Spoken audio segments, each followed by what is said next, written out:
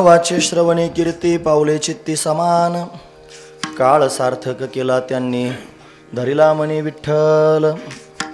प्रस्तुत प्रसंगी कीर्तन रूपी सेवेकरिता निवडलेला अभंग जगद्गुरु जगतवंदनीय सर्वांच्या अंतकरणाचा अधिष्ठान असणारे माऊली तुकोबाराय यांचे एकनिष्ठ शिष्य श्री संत निळोबाराय यांचा संतांनी जीवनातील काळ कशा पद्धतीने सार्थक केला आणि भगवत कृपा प्राप्त करून दिव्य असणारी स्थिती कशी प्राप्त करून घेतली याचं वर्णन करून सांगणारा अशा पद्धतीचा हा अभंग आहे। या अभंगामध्ये श्री संत निळोबाराय आपल्याला काय प्रतिपादन करून सांगतात तत्पूर्वी आपण एकदा संतांना नमन करूया। हा श्री संतांची माथा चरणावरी, श्री संतांची माथा चरणावरी, श्री संतांची माथा चरणावरी, श्री संतांची माथा चरणावरी, साष्टांग हे करी दंडवत, साष्टांग हे करी दंडवत, साष्टांग हे करी दंडवत। विश्रांती पावलो सांभाळा उत्तरी, विश्रांती पावलो सांभाळा, विश्रांती पावलो सांभाळा उत्तरी, विश्रांती पावलो सांभाळा, वाढले अंतरी प्रेम सुख, वाढले अंतरी प्रेम सुख, वाढले अंतरी प्रेम सुख। वचनायिका कमलापती, वचनायिका कमलापती, वचनायिका कमलापती, वचनायिका कमलापती।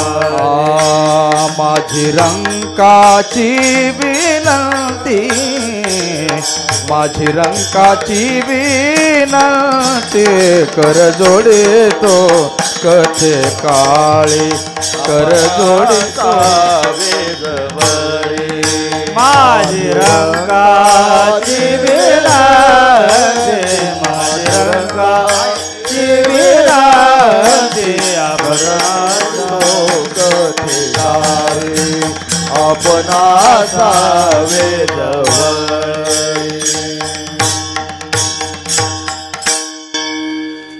श्री संतांच्या माथा चरणावरी साष्टांग हे करी दंडवत, विश्रांती पावलो सांभाळा उत्तरी, वाढले अंतरी प्रेम सुख। नाम वाचे श्रवणी कीर्ती, नाम वाचे श्रवणी कीर्ती, पावले चित्ती समान, काळ सार्थक केला त्यांनी धरिला मनी विठ्ठल। प्रस्तुत प्रतिवर्षीप्रमाणे याही वर्षी होणार आपला हा अखंड हरिनाम सप्ताह। या सप्ताहातील असणारी ही तिसऱ्या क्रमांकाची भगवंताची कीर्तन रूपी सेवा ही अकारण करुणा वरुणालय भक्तकाम कल्पद्रुम भगवान पांडुरंग परमात्म्याच्या अथांग करुणेनं त्याच्या दयेनं आणि या सर्व संयोजक मंडळींच्या माध्यमातून विशेष करून हरिभक्तीपरायण आदरणीय श्री बाबांच्या प्रेमातून आणि ताजणे बंधूंच्या संपर्कातून त्याने अशा पद्धतीने आमच्या वाटेला आलेली आहे। सेवेकरिता निवडलेला अभंग श्री संत निळोबारायांचा आहे। निळोबाराय अभंगाच्या माध्यमातून एक महात्म्याची स्थिती वर्णन करून सांगतात। काय सांगतायत महाराज? महाराज सांगतात महात्मे अखंड भगवंताच्या चिंतनामध्ये रत आहेत महाराज। त्यांचं जीवन भगवंताच्या चिंतनामध्ये चिंब होऊन गेलेलं आहे, म्हणून त्यांनी त्यांच्या जीवनातला काळ भगवंताचं चिंतन करून सार्थकी लावला। काळ सार्थक केला त्यांनी कशामुळं? धरिला मनी विठ्ठल, मनामध्ये विठ्ठलाला धरून ठेवलं आणि जीवनातला सगळा काळ त्यांनी सार्थकी लागला। मनामध्ये विठ्ठलाला धरून ठेवण्याकरिता त्यांनी नेमकं काय केलं असं जर कोणी म्हणत असेल, महाराज साधना सांगतात, नाम वाचे श्रवणी कीर्ती, पावले चित्ती समान। त्यांनी मुखाने भगवंताचं नामचिंतन केलं, कानांनी भगवंताची कीर्ती ऐकली आणि ज्याचं श्रवण केलेलं आहे, ज्याचं कीर्तन करतायत त्याला मनामध्ये साठवलेलं आहे, म्हणून काळ सार्थक केला त्यांनी। धरला म्हणे विठ्ठल, मुखानं नामचिंतन करणं, श्रवण करणं, भगवंताचं स्मरण करणं हे त्यांनी कीर्तनच आहे महाराज। आणि हे जे कीर्तन आहे ते दंभरहित होऊन त्यांनी केलं, निर्दंभ असणारी कीर्तनाची साधना केली। कीर्तनाचे अनेक प्रकार त्यांनी पाहता येतील, त्या अनेक प्रकारांमध्ये नामसंकीर्तन हे सुद्धा त्यांनी कीर्तनच आहेत। म्हणजे त्यांनी गुणसंकीर्तन, लीला संकीर्तन, स्वरूप संकीर्तन, क्रीडा संकीर्तन, तसं नामसंकीर्तन। नामसंकीर्तनाचा सोहळा त्यांनी जीवनामध्ये अवलंबिला आणि त्या माध्यमातून जीवनातला काळ त्यांनी सार्थक केला। ते नामसंकीर्तन करत असताना दंभरहित होऊन त्यांनी दांभिकता टाकून भगवंताचं चिंतन केलं आणि म्हणून खऱ्या अर्थानं दिव्य स्थिती त्यांना प्राप्त झाली. दिव्य स्थिती प्राप्त झाली, दिव्य स्थिती प्राप्त झाली म्हणजे नेमकं झालं काय? निळोबाराय म्हणतात निळा म्हणे स्वरूपसिद्धी नित्य समाधी हरिनामी. त्यांना स्वरूपाची सिद्धी प्राप्त झाली आणि हरीच्या नामाच्या माध्यमातून नित्य समाधीच अशा पद्धतीनं प्राप्त झाली. ही दिव्य असणारी स्थिती संतांना त्यांनी प्राप्त झालेली आहे. ती कशानं प्राप्त झाली असेल तर नामवाचे श्रवणी कीर्ती पावले चित्ती समान हा झाला उपक्रम आणि निळा म्हणे स्वरूपसिद्धी नित्य समाधी हरिनामी हा झाला उपसंहार. म्हणून उपक्रम आणि उपसंहाराची एक वाक्यता निळोबाराय अशा पद्धतीने करतात. म्हणून याच्यावत जीवमात्रांना स्वरूपाची सिद्धी प्राप्त व्हावी, याच्यावत जीवमात्रांना हरिनामाची समाधी प्राप्त व्हावी, याच्याकरिता त्यांनी काय करावं हे कळण्यासाठी निळोबारांनी अभंगाची रचना करून या माध्यमातून वारकरी संप्रदायातील विशेष असणारी साधना प्रगट केलेली आहे. पण आपण सर्वजण वारकरी आहोत आणि निळोबारांनी सांगितलेल्या साधनेनुसार आपण जर मार्गक्रमण केलं तर आपल्या जीवनामध्ये स्वरूपसिद्धी प्राप्त होऊन आपण नित्य समाधीपर्यंत त्यांनी जाऊ शकतो. हे वैभव अशा पद्धतीने आपल्याला प्राप्त होऊ शकतं. असा अभंगाचा सरळ अर्थ पाहण्याचा आपण प्रयत्न केला. विठोबा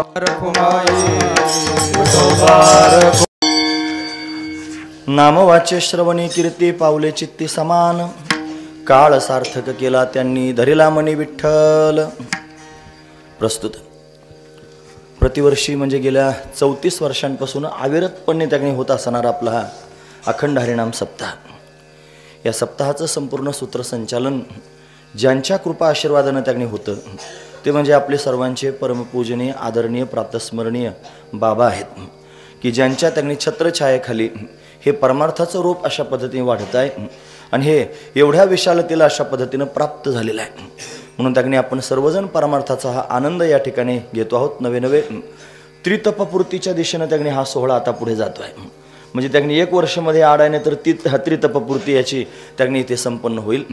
असो ही बाबांची पुण्याई आहे, ही बाबांची तपश्चर्या आहे, त्यापेक्षा भगवतीची बाबांवर असणारी कृपा आहे. त्या कृपेमुळेच या सगळ्या गोष्टी त्यांनी सहज अशा पद्धतीने आपल्या सर्वांच्या समोर दिसत आहेत. म्हणून वारकरी संप्रदायातला एकही महात्मा राहिला नसेल जो बाबांना भेटण्याकरिता आला नाही. म्हणून इथे त्यांनी सर्वच महात्मे बाबांना भेटण्याकरिता आले. त्यांचं स्वागत सत्कार प्रेम आदर त्यांना अशा पद्धतीने प्राप्त झालं. म्हणून त्यांनी प्रेमानं आपण सर्वजण एकत्र येतो आहोत. सेवा करायची आहे. भगवती वरसुमाता या ठिकाणी वास्तव्य करते आहे. भगवान गणपती बाप्पा त्यांनी उपस्थित आहेत. हनुमंतराय त्यांनी समोर त्यांनी महादेवाची पिंड आहे. नंदी त्यांनी प्रत्यक्ष प्रगट आहे. हे कसे प्रगट झालेले आहेत याचंही आपल्या सर्वांना त्यांनी ज्ञान आहे. म्हणून त्यांनी एवढ्या देवता या ठिकाणी वास्तव्य करत आहेत. असं असणार हे पावन स्थान आहे. असं आपण सर्वजण साधक आहोत. साधकानं साधनाच केली पाहिजे. ती साधनाच फार महत्त्वाची आहे महाराज. जीवन जगत असताना शास्त्राचा विचार केला पाहिजे, वेदाचा विचार केला पाहिजे. वेद काय म्हणेल, शास्त्र काय म्हणेल, पुराण काय म्हणतील, संत काय म्हणतील, भगवान काय म्हणतोय, या सगळ्या गोष्टींचा विचार करून आपण परमार्थात अग्रेसर झालं पाहिजे. या कलियुगामध्ये अनेक प्रकारच्या साधना त्यांनी सांगितलेल्या आहेत, गोष्ट खरी आहे. पण या कलियुगात सगळ्या साधना सर्व लोकांना करता येत नाहीत. कली न घडे साधन उचित विधी विधान न कळे न घडे सर्वथा. या कलियुगामध्ये त्यांनी साधना घडत नाहीत. कोणकोणत्या साधना? अनेक साधना भगवत प्राप्तीकरिता त्यांनी वर्णन करून सांगितल्या. त्याच्यामध्ये कर्म सांगितलं. निष्काम कर्मयोग म्हणजे काय? कर्म करावेत. भगवान स्वतःच म्हणतो, तो म्हणतो कर्मण नेवाधिकार असते मा फलेषु कदाचन. कर्म करत राहा, फलाची अपेक्षा करू नका. मी त्यांनी फल देणार आहे. कर्म करण्याचं काम तुमचं आहे. मी फल त्यांनी दे. फलाची अपेक्षा तुम्ही त्यांनी करायची नाही. अपेक्षा रहित त्यांनी कर्म करणं. निष्काम कर्मयोग सगळ्या लोकांना जमत नाही महाराज. निष्काम कर्मयोग कारण त्याच्यात कुठेतरी अहंकार दडलेला असतो. मी म्हणून तर आपली चरित्र नाहीत. म्हणून तर आपण त्यांनी सामान्य आहोत. महत्त्वाची गोष्ट आहे, संतांची चरित्र का झाली त्याचं कारण त्यांच्या जीवनामध्ये अहंकाराचा लवलेश सुद्धा नव्हता आणि स्वार्थ कुठे त्यांनी थोडासाही दिसत नव्हता. कोणतंही कर्म त्यांनी करत असताना कर्म करण्याच्या आधी जर त्या कर्मामध्ये स्वार्थ असेल आणि कर्म पूर्ण झाल्यानंतर जर अभिमान निर्माण होत असेल तर ते सामान्य असणारी क्रियाच आहे महाराज. पण त्याला विशेषत्व केव्हा प्राप्त होईल, ती चरित्राच्या रूपानं केव्हा त्यांनी सगळ्या जगाच्या समोर प्रगट होईल, ती लीला केव्हा त्यांनी ठरेल, जेव्हा त्यांनी कोणतंही कर्म करण्यामध्ये स्वार्थ नसावा आणि कर्म पूर्ण झाल्यानंतर कोणत्याही प्रकारचा अभिमान होऊ नये अशी स्थिती ज्या वेळेला निर्माण होते तेव्हा त्याला लीला असं म्हणतात. आणि त्यांचंच चरित्र गायलं जातं. त्यांचंच चरित्र गायलं जातं. दोघेच आहेत असे. एक आहे परमात्मा आणि दुसरे आहेत संत. परमात्माही प्रगट होतो आणि संतही प्रगट होतात, पण या दोघांच्या प्राकट्यामध्ये विशेषत्व हेच आहे की काही स्वार्थ नाही. भगवान प्रगट झाला निष्काम निराळा, गोपीला वेला चाळ, आधीच वर्णन केलं. निष्काम म्हणजे त्याला काही कामना नाही, काही इच्छा नाही. निराळा सगळ्या जगाहून वेगळाच आहे. गोपीला वेला चाळा, त्याच्या ठिकाणी स्वार्थ नाही. आणि त्यानं गोवर्धन धारण केला, त्यानं अग्नी पिऊन घेतला, त्यानं एवढे दैत्य त्याने आसूर मारून टाकले, पण कधी फुगीरपणा केला नाही की मी असं केलं म्हणून. पण त्यानं हे सगळं केलं, अभिमान मात्र त्याच्याकडे पाहायला मिळाला नाही. म्हणून परमात्म्याचं चरित्र आहे आणि संतांचं सुद्धा चरित्रच आहे महाराज. ज्यांनी मेलेली माणसं जिवंत केली, ज्यांनी त्यांनी पाठीवर मांडे भाजून दाखवले, ज्यांच्या हाताचा नैवेद्य त्यांनी भगवंतानं मूर्तीतून प्रगट होऊन त्यांनी खाल्ला, पण त्यांनी कधी छाती बडवली नाही की आम्ही त्यांनी हे सगळं करतो आहोत म्हणून. पण अभिमान संतांकडे सुद्धा नाही आणि भगवंताकडे सुद्धा नाही. म्हणून संतांची सुद्धा चरित्र आहेत महाराज. म्हणजे संत चरित्राच्या माध्यमातून या संतांच्या जीवनाकडे पाहून त्यांनी आपण आपल्या जीवनामध्ये बऱ्याच गोष्टी त्यांनी सारख्या करून घेणं महत्त्वाची गोष्ट आहे. पण या कलियुगामध्ये अनेक प्रकारच्या साधना करता येतात. त्या सगळ्या साधनांमध्ये त्यांनी कठीण साधना निष्काम कर्मयोग त्यांनी आहे. कर्म जर त्यांनी जमत नसेल तर मग त्याच्या पुढे त्यांनी उपासना सांगितलेली आहे. पण उपासनेमध्ये सुद्धा फार वैचित्र्य आहे. वेगवेगळ्या देवतांच्या उपासना वेगवेगळ्या पद्धतीने कराव्या लागतात. महादेवाची पूजा करायची असेल तर त्याच्यावर त्यांनी तुळशीचं पान वाहून चालत नाही.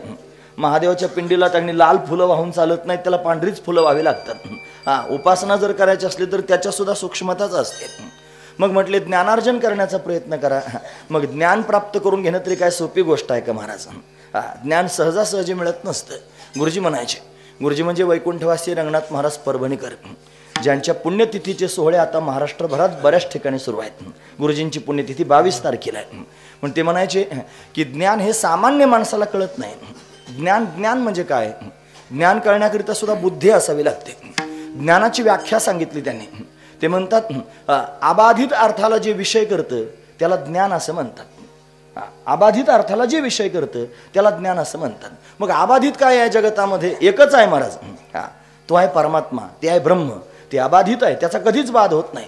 म्हणजे त्यांनी त्रिकाल अबाधितत्वम सत्यत्वम, तो परमात्मा सत्य आहे. म्हणून सत्य असणारा परमात्माच अबाधित आहे. आणि त्याचं जे त्यांनी त्याला जे लक्ष करतं त्याला ज्ञान असं म्हणतात. त्याला जे दाखवतं त्याला ज्ञान असं म्हणतात. पण परमात्मा सत्य आहे. त्या सत्य असणाऱ्या परमतत्वाची वंदना साधू संतांनी अनेक ठिकाणी केली. आपण श्रीमद भागवत त्यांनी पाहतो, त्या भागवतामध्ये सत्य तत्वाची वंदना व्यासदेवांनी केली.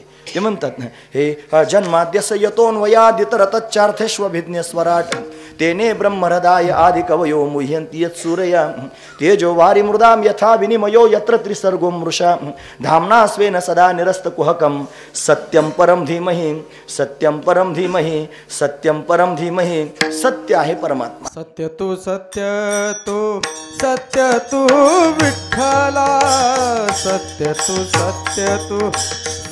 तू विठ्ठला, कागदावियला जगदाकार, कागदावियला जगदाकार. सत्य तू विठ्ठला, सत्य तू विठ्ठला, कागदावियला जगदाकार, कागदावियला जगदाकार.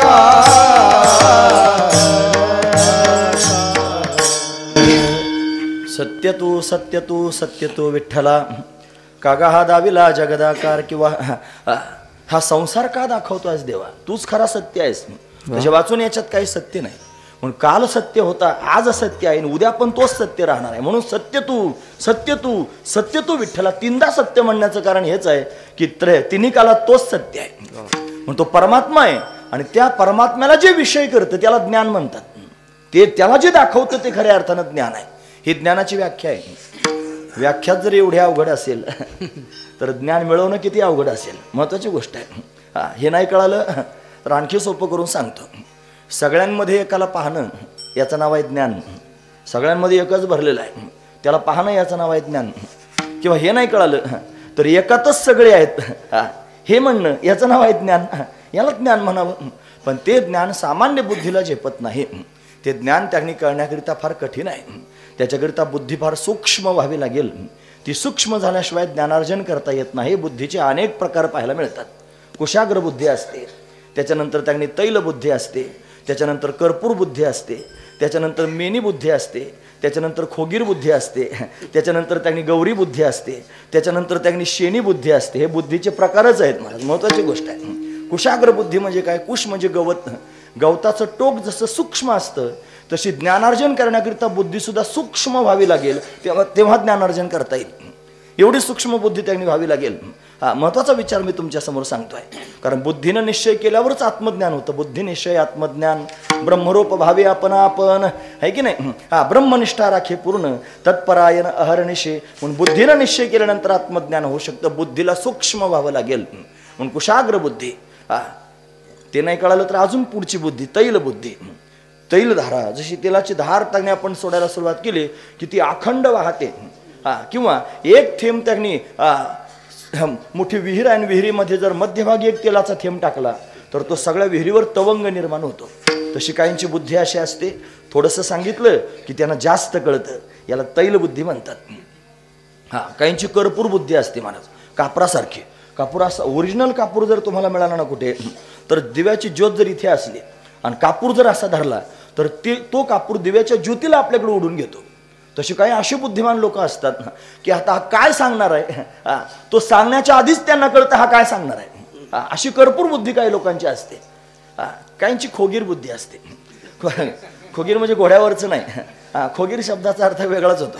आपण त्यांनी बाजारात धान्य घेण्याकरिता गेल्यानंतर पोतं जर त्यांनी टाचलेलं असलं आणि धान्य नमुना म्हणून जर दाखवायचं असेल तर काय साधन असतं पोत्यातून धान्य काढायला? त्याला काय म्हणतात? खोगीर म्हणतात, आहे की नाही. काही लोक त्याला जांब्या म्हणतात, आमच्याकडचा शब्द आहे तो. खोगीर म्हणतात, खोगीर. असं खोगीर त्यांनी आतमध्ये घालून थोडंसं धान्य त्यांनी काढायचं आणि ते नमुना म्हणून दाखवायचं. मग काय होतं, ते खोगीर बाहेर काढून घेतल्यानंतर ते जे पोतं आहे ना, जिथं छिद्र पडलेलं असतं ते पुन्हा हळूच मिटून जातं, आपोआप मिटून जातं. काहींची बुद्धी अशी असते, त्यांना ज्यावेळेस सांगितलं त्यावेळेस कळतं, चांगल्यापैकी कळतं. आणि कळाल्यानंतर त्यांनी थोडे 4-6 दिवस गेले की हळूच मिटून जातं त्यांचं ते कळणं. पुन्हा जैसे ते जसे आहेत तसेच त्यांनी होतात महाराज. महत्वाची गोष्ट सांगतो. त्याच्या पुढची काही गोष्ट आहे, मेनी बुद्धी. मेनी म्हणजे काय? मेन असावं, मेनामध्ये एखादा दाभण खोवून बाहेर काढावा. काय होतं, मेनाला छिद्र पडतं, ते छिद्र कमी होत नाही जास्तही होत नाही, ते तसंच राहतं. काहींची बुद्धी अशीच असते महाराज, जेवढं सांगितलं तेवढंच कळतं, त्याच्यापेक्षा जास्तही होत नाही ते कमी पण होत नाही. अशी मिनी बुद्धीची मंडळी बऱ्याच वेळेला पाहायला मिळते. या सगळ्या बुद्धी चांगल्या. त्याच्यापेक्षा एक बुद्धी आहे मला, तिचं नाव आहे गौरी बुद्धी. ही गौरी काय करते? फक्त धुपत राहते, फक्त धुपत राहते, नुसता धूर निघतो. किती वेळा सांगा, त्याचा धूर चालूच असतो. महत्वाची गोष्ट आहे, त्याला कधीच त्यांनी त्याचा जाळ होत नाही, कायमस्वरूपीचा धूर असतो, सतत धुपत राहतो. ती गौरी बुद्धी आहे. ही तरी जरा बरी. त्याच्या पुढची एक बुद्धी, तिचं नाव आहे शेनी बुद्धी. शेनी बुद्धी. एक त्याने शहरातली मुलगी खेड्यात दिली बरं महाराज. विवाह. आता नवरा बायकोचं मला सांगायला आवडत नाही, पण आता बुद्धी सांगा. आमची भाऊ फार रंगवून सांगायची महाराज, ज्यांच्याकडे मी श्रवण केलं ते फार रंगवून सांगायचे या सगळ्या गोष्टी. त्यांच्यासारखं मला सांगता येत नाही, पण मोडका तोडका प्रयत्न तर नक्की करतोय. ते वैकुंठाला गेले आता, पण त्यांचे ते सगळे शब्द माझ्या अंतकरणात मी साठवून ठेवलेले आहेत. ते म्हणायचे, शहरातली मुलगी त्यांनी खेड्यात दिली आणि स्वयंपाक करत होती. सासूबाईला त्यांनी सून घरात आल्यानंतर मोकळीक मिळाली आणि ती फिरायला निघून गेली. मग काय करावं म्हणून त्यांनी स्वयंपाक चालू असताना घरातल्या त्या गौऱ्या संपल्या आणि भाजी अर्धी शिजलेली आणि अर्धी तशीच आहे. मग काय करायचं? आता गौऱ्या संपल्यानंतर काय घालायचं चुलीमध्ये? त्या शहरातल्या सुनबाईने विचार केला, गौऱ्या कशाच्या असतात? शेणाच्याच असतात की नाही? नुकतंच शेण पडलेलं दिसलं तिला म्हशीचं. ती म्हणली शेणाचाच आहेत की नाही? तिनं घाईघाईनं त्यांनी पातेलं बाजूला घेतलं, गमेला भरून शेण आणलं आणि चुलीत टाकलं. काय होईल? अहो, पेटलेली चूल विझून जाईल ना. महत्वाची गोष्ट विझूनच गेली. काहींची बुद्धी अशी असते, सांगणाऱ्याची अक्कल बंद पाडतात. सांगणाऱ्याची अक्कल फार बंद होऊन जाते. मला काही समजत नाही, त्याला वाटतं काय सांगू आता. महत्वाचा विचार आहे. तो कितीही प्रेमाने सांगत असला तरी त्याची अक्कल बंद पाडण्याची क्षमता या शेनी बुद्धीत असते महाराज. म्हणून ज्ञान असं सहजासहजी प्राप्त होत नाही हो, त्याच्याकरता सूक्ष्मता असावी लागेल. शेनी बुद्धी नसावी, त्याच्यापेक्षा जरा वरती असं म्हणजे गौरी असावी, त्याच्यापेक्षा थोडी त्यांनी मेने असावी, त्याच्यापेक्षा थोडी त्यांनी खोगीर असावी, त्याच्यापेक्षा त्यांनी कर्पूर असावी, तैल बुद्धी असावी, कुशाग्र बुद्धी व्हावी. आणि कुशाग्र बुद्धी ज्या दिवशी होईल त्या दिवशी आपण ज्ञानाचे अधिकारी हो, हे विशेष आहे महाराज. म्हणून ज्ञानार्जन असं सहजासहजी नाही. म्हणतात वाघ सिंहाच्या दुधासारखं आहे. वाघ सिंहाचं दूध जोडलं जातं, पण ते दूध त्यांनी महाराज कुठेही साठवता येत नाही. तुम्ही गेले घरातलं भांडं घेऊन त्यांनी दूध साठवण्याकरिता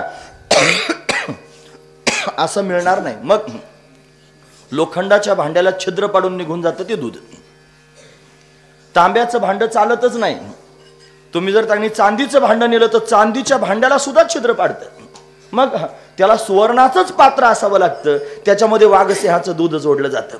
माझं खोटं वाटत असेल तर कोणी प्रयोग करून बघू शकता. काय अवघड आहे, वाघ धरून आणायचं आणि दूध काढायचं, वाघीन धरून आणायचं आणि दूध काढायचं. सोपं आहे, प्रयोग करायचा काय हरकत आहे. तुमच्याकडे जास्त वाघ आहेत, वाघाचाच परिसर आहे. असो, महत्वाची गोष्ट आहे. असू द्या, ज्ञान सहजासहजी कळत नाही. या कलियुगामध्ये करावं काय साधन महाराज. तो कर्म होत नाही, निष्काम कर्म होत नाही, फुगीरपणा निर्माण होतो. उपासना करता येत नाही, त्यातली सूक्ष्मताच कळत नाही. ज्ञानार्जन करायला गेलं तर अक्कलच चालत नाही. गुरुजी म्हणायचे ज्ञान कळण्याकरिता बुद्धी असावी लागते, ज्ञान पटण्याकरिता पुण्य असावं लागतं, आणि ज्ञान झेपण्याकरिता अधिकार असावा लागतो. जर बुद्धी नसेल ज्ञान कळत नाही, पुण्य नसेल तर ज्ञान पटत नाही, आणि अधिकार नसेल ज्ञान झेपत नाही.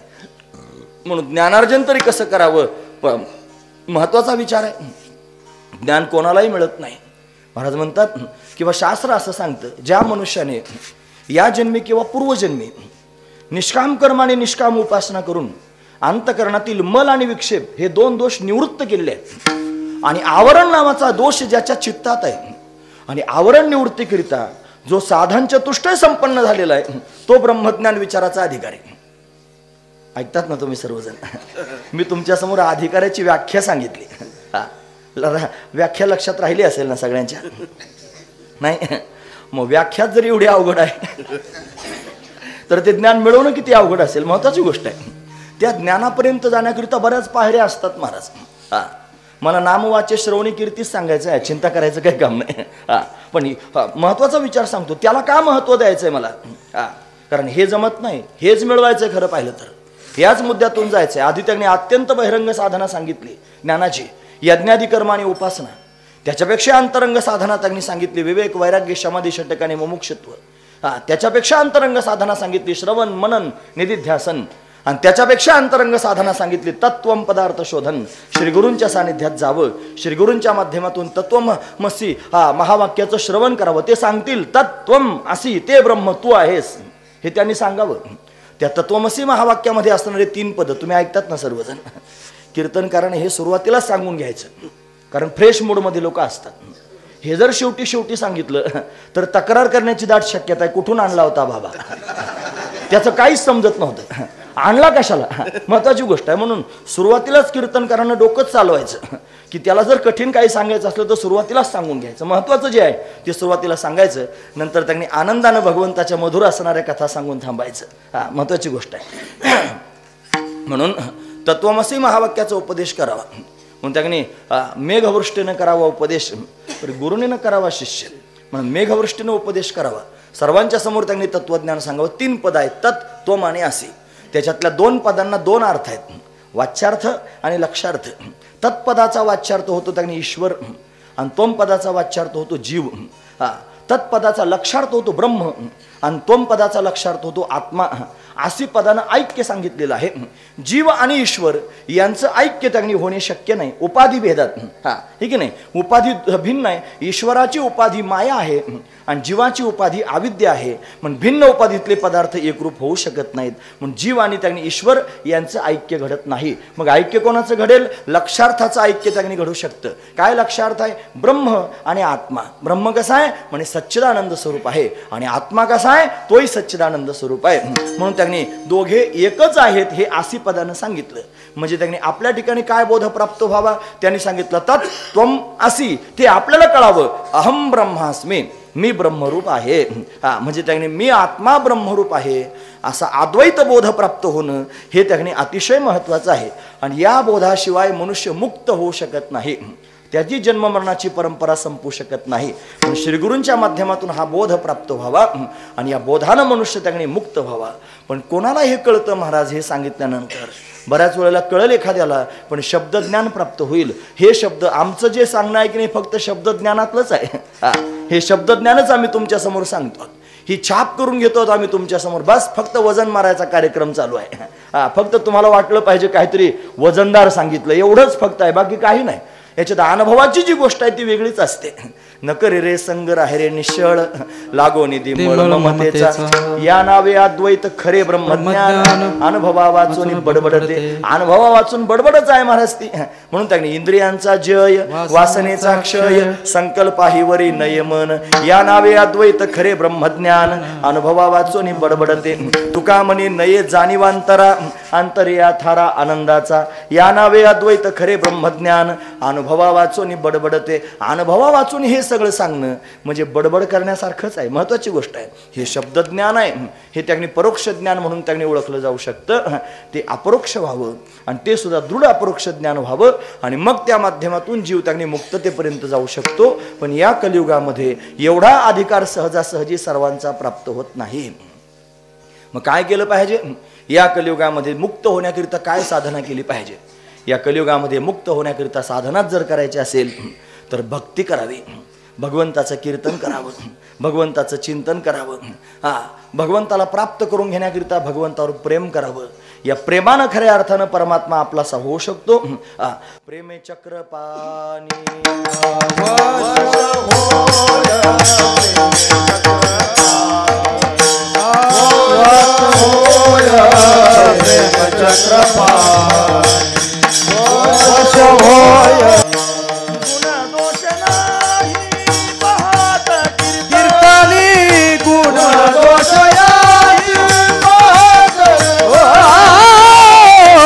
दोषया ही पाहत कीर्तनी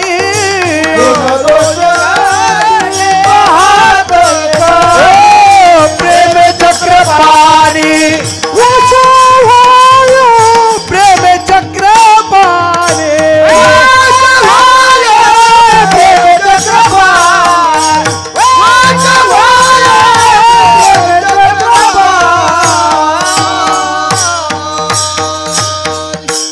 गुणदोष नाही पाहत कीर्तनी प्रेमे चक्रपाणी वश होय. त्याचं जर तुम्ही कीर्तन करत असाल तर तुम्ही कीर्तन करत आहात ना. अंतकरणापासून जर कीर्तन करत असाल, प्रेम अंतकरणात ठेवून जर कीर्तन करत असाल तर तुमचे गुणही पाहणार नाही, तुमचे दोषही पाहणार नाही. प्रेमानं वश होईल, तुमचा होईल आणि तुमचा होऊन तुम्हाला त्यांनी सतत सांभाळत राहील. काय करील हो सांभाळेल म्हणजे? अहो, ज्याला तुम्ही मोक्ष म्हणता आहात, ज्याला तुम्ही ज्ञान म्हणता आहात, हे त्याच्या घरी लोळण घेत आहे. त्याच्या घरी ज्ञानाचं भांडार भरलेलं आहे. त्याच्या घरी मोक्षाचे गाठोडे त्यांनी भरून पडलेले आहेत. महत्वाची गोष्ट आहे. तो तुम्हाला वश झाला म्हणजे आपोआप या सगळ्या गोष्टी तुमच्या नावावर होतील. महत्वाची गोष्ट आहे. एक प्रश्न विचारतो, तुम्ही ऐकतात ना सर्वजण? महत्वाचा मुद्दा. प्रश्न विचारतो, मला तुम्ही सांगा, माणसानं बापाचं धन मागावं की बाप मागावा? कशाची अपेक्षा करावी? बरं, आता मी परत प्रश्न विचारणार आहे. प्रश्न असा होता, माणसानं बापाचं धन मागावं की बाप मागावा? मग सगळे लोक त्यांनी उत्तर एकच देतात की बाप मागावा. बरोबर आहे की नाही? पण पुढचा प्रश्न असा आहे, आता सध्या लोक काय मागतात? आता सध्या लोक काय मागतात? धन मागतात का बाप मागतात? आता लोक फक्त कीर्तनात खरं बोलायचं असतं म्हणून खरं बोललं पाहिजे. लोक फक्त धनच मागतात, बापाची काय म्हणून त्यांनी शहाण्या बापानं दाबून ठेवावं धन जर असेल तर. ते मात्र लगेच कोणाच्या नावावर करू नये, नाहीतर दयनीय स्थिती होण्याची दाट शक्यता आहे. कलियुग आहे मायबाप, हे कलियुग आहे, फार कठीण आहे. सकाळीच एक ग्रहस्थ मला आज भेटले, आज सकाळीच भेटले होते गावातले. मी बऱ्याच दिवसातून गावात गेलो. वयस्कर बाबा रस्त्यानं चालले होते. म्हणले, महाराज तुम्ही लोकांच्या समोर त्यांनी सांगता, मी तुम्हाला जास्त सांगणं योग्य नाही, पण काय नाही म्हणला, हे मुलं बाळं त्यांनी मोठे झाले आणि त्यांच्या प्रपंचाला लागले की आईबापाचं काही खरं नसतं. हे त्याच्या तोंडातले शब्द आज सकाळी मी ऐकून आलोय. ही वस्तुस्थितीच आहे महाराज. म्हणून त्यांनी लोक काय मागतात? धन मागतात, बाप मागत नाहीत. पण खरं सांगू का, बाप मागावा. काय होईल मग? बाप जर आपला असा झाला तर धन वेगळं आपलं करायची गरज पडणारच नाही, आपोआपच आपल्या नावावर येईल, आपोआपच आपलं होईल. महत्वाची गोष्ट आहे. तसं ज्याला आपण ज्ञान म्हणतो आहोत, ज्याला आपण मोक्ष म्हणतो आहोत, तो मोक्ष मिळवण्याकरिता, ज्ञान मिळवण्याकरिता जो आपला अट्टहास आहे की नाही, हा अट्टहास आपण करावा इथपर्यंत ठीक आहे. पण हा अट्टहास करत असताना ज्या अंगानं आपण करतो त्या अंगानं न करता भगवंताच्या शरणागतीतून आपण तो करावा. जर भगवंताला आपण शरण गेलो तर तो परमात्मा काय करील हे तो स्वतःच सांगतोय. तो म्हणतोय, हे सर्व धर्मान परित्यज्य मामेकम शरणं व्रज अहम त्वा सर्व पापेभ्यो मोक्षयिष्यामि मा शुच. सर्व धर्मान परित्यज्य, जो होय मज अनन्य शरण तयाचे निवारी मी जन्म मरण. म्हणून शरणागता शरण्यमेची एकू. असे अनेक प्रमाण मला देता येतील की भगवंताला जर आपण शरण गेलो तर परमात्मा त्याने आपल्याला सांभाळील, नवे मोक्ष प्राप्त करून देईल. हे त्याचं सामर्थ्य आहे. म्हणून आपण काय केलं पाहिजे? आपण त्याने अट्टहासानं ज्ञानार्जन करण्याकरिता जर धावपळ करत असलो, मोक्ष मिळवण्याकरिता जर धावपळ करत असलो तर या कलियुगामध्ये ते तेवढंसं शक्य नाही. ते सहजासहजी होणार नाही. मग मार्ग थोडासा बदलला पाहिजे. काय मार्ग बदलला पाहिजे? कशा मार्गाने गेलं पाहिजे? ते म्हणले, स्वल्प वाटे चला जाऊ वाचे गाव विठ्ठल. सोप्या मार्गाने जाऊ ना महाराज. सगळ्या लोकांना तुकोबारीने हात उंच करून सांगितलं, यारे यारे लहान थोर, यारे यारे लहान थोर, यारे यारे लहान थोर, यारे यारे लहान. याते भलते नारे नर, याते भलते नारे नर, याते भलते नारे नर, याते भलते नारे नर. करावा विचार, करावा विचार, करावा विचार, करावा विचार. लगे चिंता कवनाची, लगे चिंता कवना, लगे चिंता कवना, चिंता. यारे यारे लहान थोर, यारे यारे लहान थोर, यारे यारे लहान थोर, यारे यारे लहान थोर, यारे यारे लहान थोर, यारे यारे लहान थोर, यारे यारे लहान थोर, यारे यारे, यारे यारे लहान थोर. याती भलती नारी नर, करावा विचार, नलगे चिंता गवना. यारे यारे लहान थोर, याती भलती नारी नर, करावा विचार, नलगे चिंता गवना. यारे यारे लहान थोर, याती भलते नारे नर, करावा विचारानं लगे चिंता कवनाची. त्याच्या आधी आहे, कास घालोनी बळकट झालो कळीकाळावरी नीट, केली पायवाट भवसिंधोरुनी. मी कास घालोनी बळकट, कास म्हणजे कंबर आणि बळकट घालून म्हणजे कंबर कसलेली आहे. कास घालोनी बळकट काय केलं मग? झालो कळीकाळावरी नीट. कळीकारावरच मी त्यांनी आरूढ झालेलो आहे. नीट म्हणजे कळीकारावरच मी त्याच्या डोक्यावर पाय देऊन उभा आहे. कीर्तनामध्ये कीर्तनकार लोक कंबर का बांधतात याचं कारण सुद्धा संप्रदायात लोकांना कळलं पाहिजे ना. कीर्तनकारानं कंबर बांधायचं म्हणजे त्यानं शूर व्हायचं, त्यानं वीर व्हायचं आणि काय करायचं? काळावर मात करायची. तो कीर्तनकार काळावर मात करणारा असावा. कास घालून बळकट आणि झालो कळे काळावरी नीट, केली पायवाट भवसिंधूवरून. भवसिंधूवरून, भवसमुद्र, सिंधू म्हणजे समुद्र, भवसमुद्रावरून त्यांनी महाराज पायवाट करणं. भव शब्द जर तयार झाला असेल व्याकरणाच्या दृष्टीनं तर भू नावाच्या धातूपासून. भूभवती म्हणजे होणे. भूभवती म्हणजे होणे. काय काय झालं म्हणे? ईश्वर झाला, जीव झाला आणि जगत झालं. ईश, जीव आणि जगत हे त्यांनी प्रतीतीला आले. हे खरं तर त्यांनी लटकेच आलेले भाव आहेत. म्हणजे ईश्वर भावही लटकाच आहे, जीव भावही लटकाच आहे आणि हे जगतही त्यांनी लटकाच आहे. झालंच नाही. जे नाही तेच प्रत्यक्ष दिसायला लागलं. महाराज वर्णन करून सांगतात, नाही त्याचे कैसे झाले रे खेळ,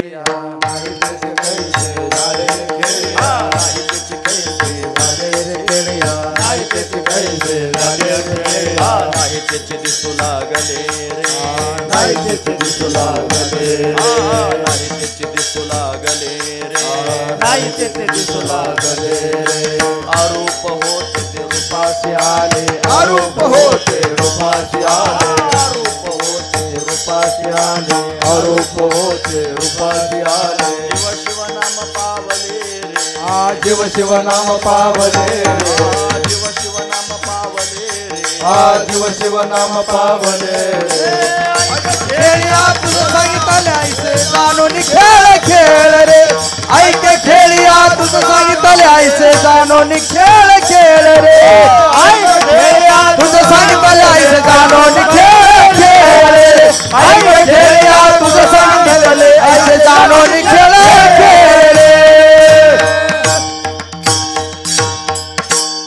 नाही त्याचे कैसे झाले रे खेळिया, नाही त्याचे दिसू लागले रे, अरूप होते ते रूपासे आले, जीव शिव नाम पावले रे. यालाच भव म्हणतात. हाच आहे भव. पण या भवसिंधूतून त्यांनी पार व्हायचं असेल तर काय केलं पाहिजे? पायवाटच तयार केली महाराज. आधी पायवाट म्हटले आणि हळूहळू या पायवाटेचा राजमार्गच झाला. एक गाव आम्ही विठोबाचे नाम आणि कापे काम नाही आता, मोडून या वाटा सूक्ष्म दुस्तर, केला राज्यभार चाले ऐसा राजमार्गच झाला महाराज. हा, एक गाव आम्ही विठोबाचे नाम. विठोबाचं नाम असं श्रेष्ठ आहे की त्याची कास त्यांनी धरली आणि त्या नामाचा आधार घेऊन चालायला सुरुवात केली. सूक्ष्म आणि दुस्तर वाटा मोडून टाक. कर्माची वाट सूक्ष्म आहे आणि योगाची वाट दुस्तर आहे महाराज. कर्म सूक्ष्म आहे आणि योग दुस्तर आहे. आगा योगाची या वाटा जे निघाले गा सुभटा, तया दुःखाचा शेल वाटा भागा आला. दुःखच पदरात पडतं. लोखंडाचे चणे बोचऱ्या पडती खाणे, म्हणजे बोचऱ्या माणसाला त्यांनी लोखंडाचे चणे जर खायला दिले तर त्याची काय अवस्था होईल. असं योगमार्ग त्यांनी साधता येत नाही. ते कर्म सूक्ष्म आहे आणि योग दुस्तर आहे. म्हणून मोडून या वाटा सूक्ष्म दुस्तर, केला राज्यभार चाले ऐसा. म्हणून राज्यभार चालेल असा त्यांनी मार्ग तयार केला आणि सर्वांना या मार्गाने त्यांनी घेऊन जातोय. मार्ग दावून गेले आधी दयानिधी संत पुढे. म्हणून त्यांनी दयानिधी असणाऱ्या संतांनी हा मार्ग दाखवला. काय मार्ग दाखवला? कसा मार्ग दाखवला? काय केलं त्यांनी? संत एकांती बैसले. सगळे संत एकांतात बसले. सगळे सिद्धांत निवडून शोधून काढले आणि सर्व सिद्धांतांना शोधून एक निष्कर्ष जगाच्या समोर मांडला की या कलियुगामध्ये त्यांनी जर उद्धरून जायचं असेल तर ते हे हरीचे नाम, भगवंताचं नाम हे त्यांनी श्रेष्ठ आहे. म्हणून कलियुग केवल नाम आधारा, सुमिर सुमिर नर उतर ही पारा. म्हणून भगवंताचं नामचिंतन करत करत त्यांनी जीव या भवसमुद्रातून तरून जाऊ शकतो आणि हेच अतिशय विशेष आहे. मग काय करावं त्यानं? अखंड भगवंताचं नाम त्यांनी मुखानं गात राहावं. अखंड मुखानं भगवंताचं नामचिंतन करत राहावं. जर उद्धरून जायचं असेल तर त्यानं मुखातून सारखं त्यांनी भगवंताचं नामचिंतन करावं. असं चिंतन करावं की ते जीवात उतरावं. 4 प्रकारच्या वाणी असतात. परा, पश्यंती, मध्यमा, वैखरी. 4 वाणी आहेत की नाही. हे नामचिंतन हळूहळू हळूहळू खाली उतरावं. बघा, ते त्यांनी वैखरीतून त्यांनी मध्यमेत जावं, मध्यमेतून त्यांनी पश्यंतीत जावं आणि तिथून परेपर्यंत जावं. आणि मग त्याच्या पलीकडे परमात्मा तत्व आहे. परे होनी परते घर, तेथे राहू निरंतर, अशी स्थिती आहे ना. म्हणून वैखरीमध्ये राम राम राम राम राम राम सदैव म्हणत राहावं. हे राम राम त्यांनी म्हणता म्हणता म्हणता ते कंठात उतरावं. मग कंठी धरीला कृष्णमणी अशी अवस्था निर्माण व्हावी आणि मग तेच हळूहळू हळूहळू हृदयात उतरावं. ज्ञानदेवा ध्यानी रामकृष्णी माळा, हृदयी जिव्हाळा श्रीमूर्ती राया. असं त्यांनी जीवात उतरावं, हृदयात उतरावं आणि मग हळूहळू ते त्यांनी महाराज परावाणीच्या पलीकडे त्यांनी निघून जावं आणि मग खऱ्या अर्थानं स्वरूपाची एकरूपता होऊ शकते. म्हणून त्यांनी मुखानं नामचिंतन सदैव करत राहिलं पाहिजे. अखंड नामचिंतन करावं. बरं, फक्त नामचिंतन करावं का? हो म्हणे, नामचिंतन तर करावं, पण ज्याचं नामचिंतन आपण करतो आहोत त्याच्याविषयी सदैव ऐकत राहावं. सदैव त्याची गुणांवाद ऐकत राहावेत. नाहीतर माणूस ढळू शकतो बाजूला. माणूस मुद्द्यावरून बाजूला जाऊ शकतो जर तो सत्संगात गेला नाही, जर त्यानं भगवंताची कीर्ती सदैव ऐकली नाही तर मग मात्र त्याच्या तोंडातच फक्त नाव असेल पण कर्तृत्व मात्र वेगळंच असेल. सांगू का बाजारातल्या म्हणी? मुँह में राम, पाठ आहे ना तुमचं पुढचं, बगल में छुरा. तोंडात रामाला काय करता? मला फक्त तोंडातच राम आहे, वागणूक मात्र चांगली नाही. आम्ही एकदा दिंडीत घ्या, आमची दिंडी त्यागली बाळनाथ गडावरून पंढरपुरापर्यंत जाते. एक गाव त्यांनी मध्ये लागलं. उगी कोणाचं नाव सांगून कशाला त्याचं, पण त्याची प्रवृत्ती सांगतो कशी आहे. एका माणसाच्या घरी दुपारचं जेवण होतं. असा दष्टपुष्ट चांगला मनुष्य होता. आमच्यासारखी ढेरी त्याची वाढलेली होती. सगळ्या अंगाला गंध लावलेला होता महाराज. चट्ट्या पट्ट्याचा वाघ दिसत होता. असा सुंदर त्यांनी गंध सगळ्या अंगाला होता. बरं, गळ्यामध्ये माळा 2-3 किलोच्या होत्या. तुळशीच्या माळा सगळ्या गळ्यात घातलेल्या होत्या. अशी त्याची स्थिती होती. बरं, तोंडात सारखं रामकृष्ण हरी होतं. रामकृष्ण हरी, रामकृष्ण हरी, रामकृष्ण हरी बंदच नव्हतं महाराज. महत्वाची गोष्ट आहे. आमचा रथ तिथे गेला. रथावाल्यानं बैल त्यांनी सोडून बाजूला त्यांनी बांधले आणि जवळ त्यांनी वळही दिसत होती. तुमच्याकडे वळहीच म्हणतात ना, काही लोक गंजी पण म्हणतात. गंजी म्हणा, वळही म्हणा, काय असेल ते वळही होती. त्या वळहीतून त्यांनी महाराज एक पिंडी त्यानं घेतली. कोणी? रथावाल्यानं. पिंडी घेतली, पायावर अशी मोडली आणि मोडून त्यांनी अर्धी पिंडी त्यांनी बैलांच्या समोर त्याने टाकली आणि हे त्या रामकृष्ण हरीनं पाहिलं. त्याची तळपायाची आग मस्त म्हणला, तुझ्या बापाची मला पेंडी. तिथून सुरुवात केली. इतका धावला त्याच्यावरती. नाही त्या शब्दात त्यांनी बोलला. बैलाला फक्त एक पेंडी टाकली तर एवढा त्यांनी रागावला आणि एवढ्या भयंकर शब्दात त्यांनी बोलायला लागला. तोंड मात्र सतत रामकृष्ण हरी म्हणत होतं, शिव्या देण्यापुरतंच थांबलं होतं. काय करता अशा रामकृष्ण हरीला? जन्मभर लोक रामकृष्ण हरी म्हणतात आणि भगवंताचं चिंतन करीत नाही, त्यांचा काय उपयोग आहे महाराज?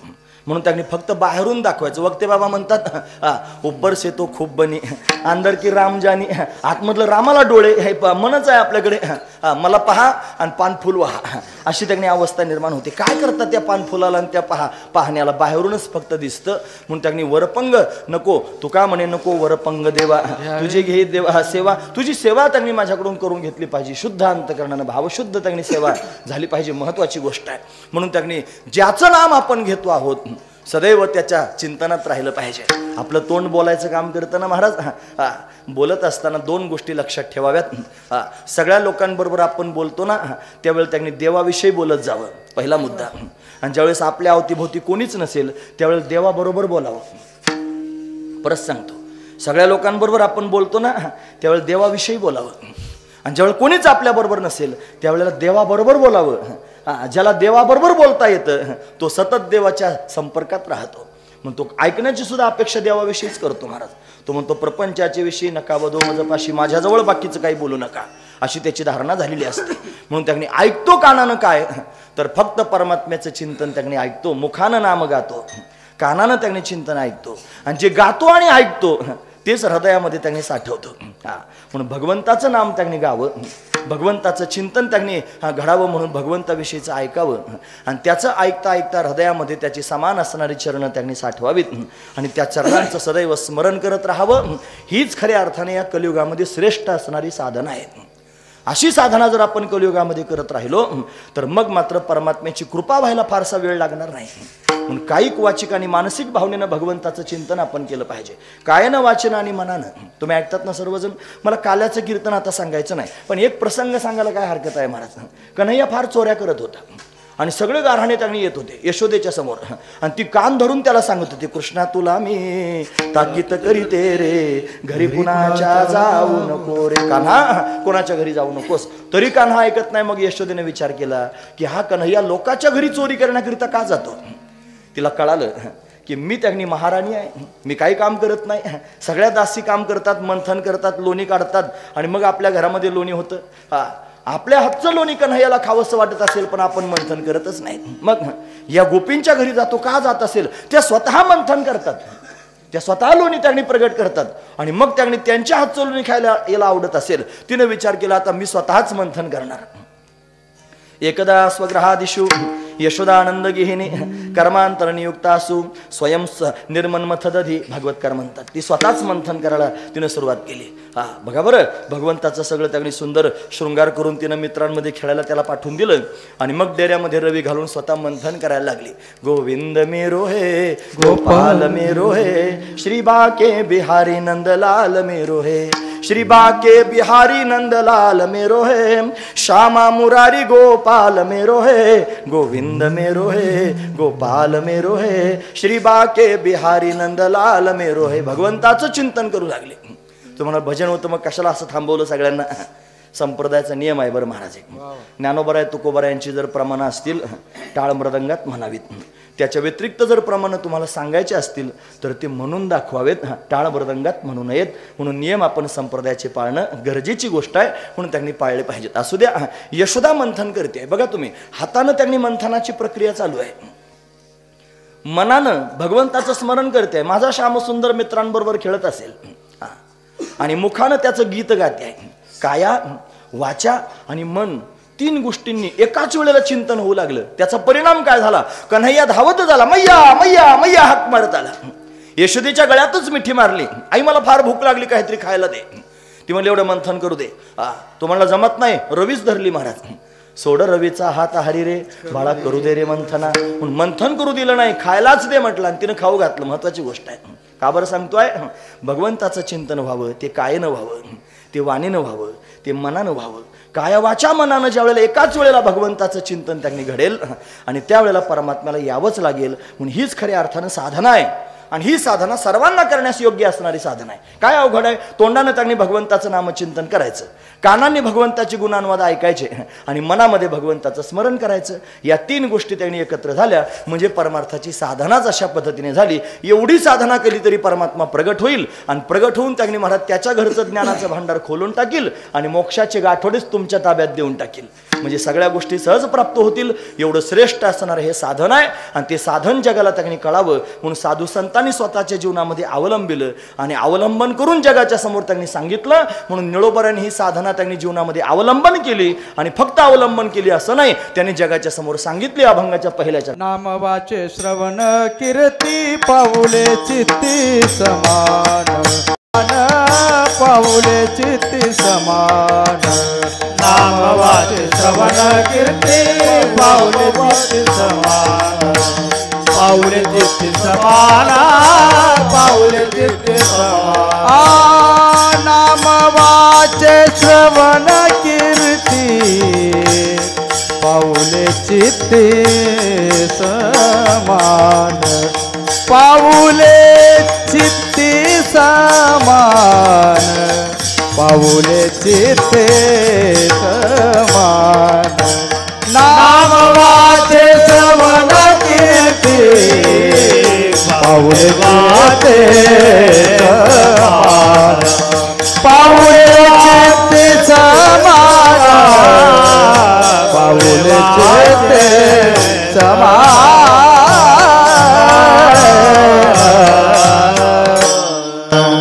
नाम वाचे श्रवणी कीर्ती पावले चित्ती समान.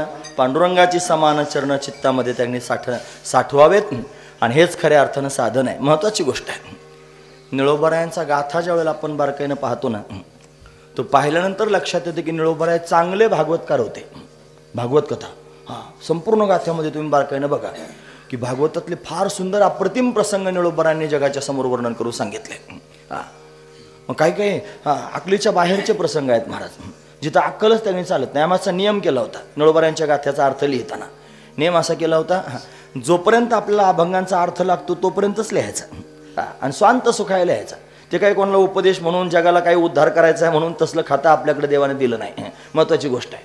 मग त्यांनी काय करायचं, ज्या दिवशी सुचणारच नाही कळणारच नाही त्या दिवशी पेन घ्यायचं आणि वहीत ठेवून द्यायचं आणि शांत झोपून घ्यायचं. बस एवढंच त्यांनी ठरवलं. म्हणून लिहायचं काम सुरू असताना त्यांनी एक शब्द अडवला होता, कुळवई. कुळवई हे कुळवई शब्द अकलीतच बसेनं काय केला.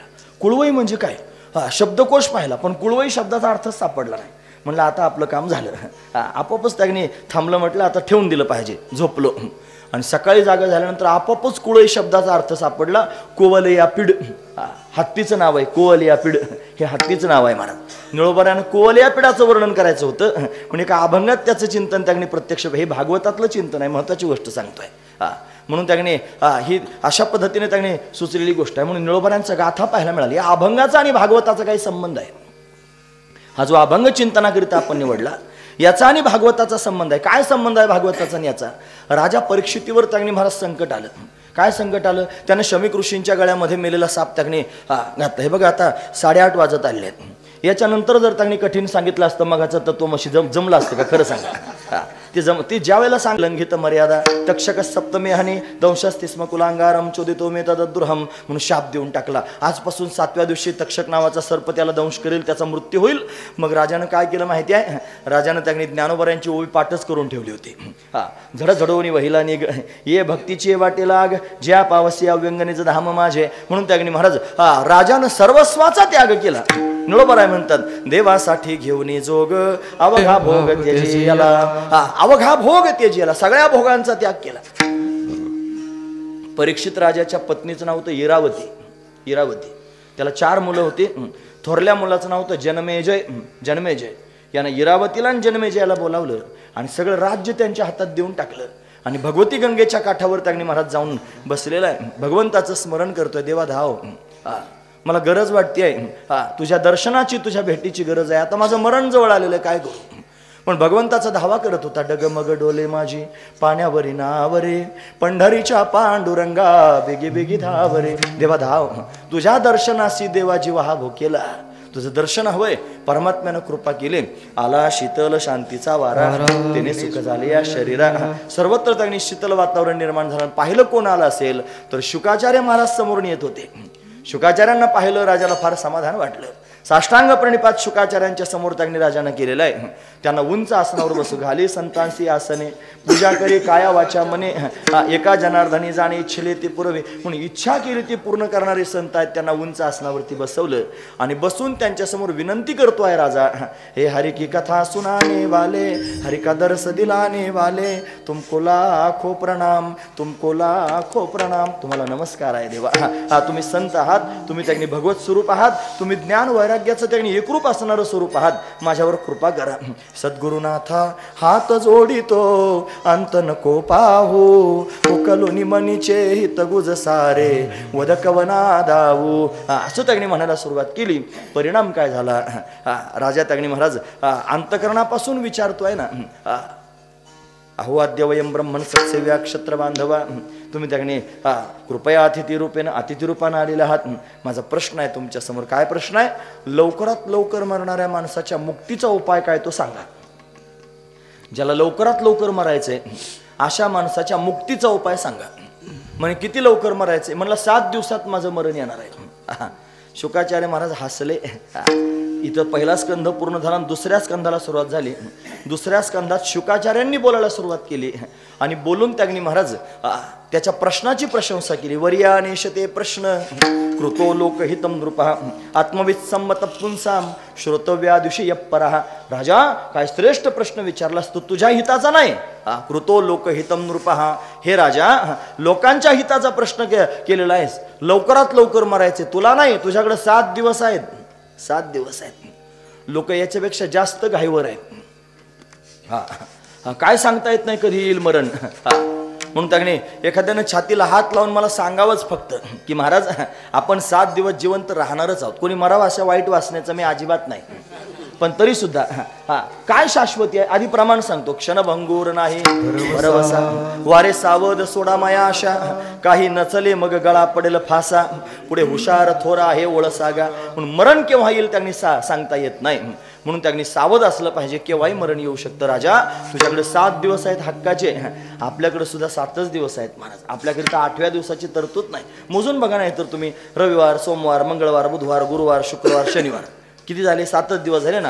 आपल्याकरिता प्लुटोवार, नेपच्यूनवार, हर्षलवार असे अजून तयार झालेले नाहीत. आपल्याला तेवढ्यातच त्यांनी जावं लागणार आहे. महत्वाची गोष्ट आहे. लवकरात लवकर मरणाऱ्या माणसाच्या मुक्तीचा उपाय सांगा. मग त्याला सांगितलं, हे बघ, तस्मात भारत सर्वात्मा भगवान ईश्वरो हरी, श्रोतव्य कीर्तितव्यस्य स्मर्तव्यस्यता भयम.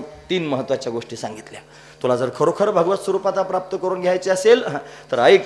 तस्मात भारत सर्वात्मा भगवान ईश्वरो हरी, जो त्यांनी भगवान आहे, जो त्यांनी संपूर्ण जगताचं नियमन करणारा ईश्वर आहे, तो श्री हरी परमात्मा. त्याच्याविषयी काय कर? श्रोतव्य कीर्तितव्यस्य स्मर्तव्यता भयम. 3 गोष्टी सांगितल्या. श्रोतव्य म्हणजे त्या भगवंताची कीर्ती ऐक, श्रोतव्य. नंबर 2 कीर्तितव्य, त्याचे गुणानुवाद मुखातून वर्णन करून सांग. आणि स्मर्तव्य, त्या परमात्म्याचं तू स्मरण कर. किती साधनं सांगितली? 3 साधनं. कोणी सांगितली? शुकाचार्यांनी सांगितली. कोणाला सांगितली? राजा परीक्षितीला सांगितली. राजा, तुला जर उद्धरून जायचं असेल तर श्रोतव्य भगवंताविषयी ऐक, कीर्तितव्य भगवंताविषयी सांग, स्मर्तव्य म्हणजे भगवंताचं स्मरण कर. या अभंगात निडोबरा हेच म्हणतात. नामवाचे श्रवणे कीर्ती पावले चित्ती समान. म्हणजे श्रवणे कीर्ती म्हणजे श्रोतव्य, मुखानं नामचिंतन करणं म्हणजे कीर्तितव्य, आणि हृदयामध्ये स्मरण करणं म्हणजे स्मर्तव्य. या 3 गोष्टी ज्या शुकाचार्यांनी राजा परीक्षितीला सांगितल्या, तीच गोष्ट त्यांनी निळोबरा आपल्या सर्वांच्या समोर प्रगट करून सांगतात. नामवाचे श्रवणे कीर्ती पावले चित्ती समान. म्हणून त्यांनी समान असणारी भगवंताची चरण चित्तामध्ये त्यांनी साठवावीत आणि अखंड भगवंताचं चिंतन अशा पद्धतीने त्यांनी करत राहावं. त्याचं ध्यान अंतकरणामध्ये त्यांनी करावं. त्याची समान चरण त्यांनी महाराज डोळे बंद करून आपल्या अंतकरणामध्ये त्यांनी साठवावीत. महत्वाची गोष्ट आहे. खरा वारकरी तर तोच आहे महाराज की ज्याला डोळे बंद केल्याबरोबर भगवंताच्या चरणांचं दर्शन होतं.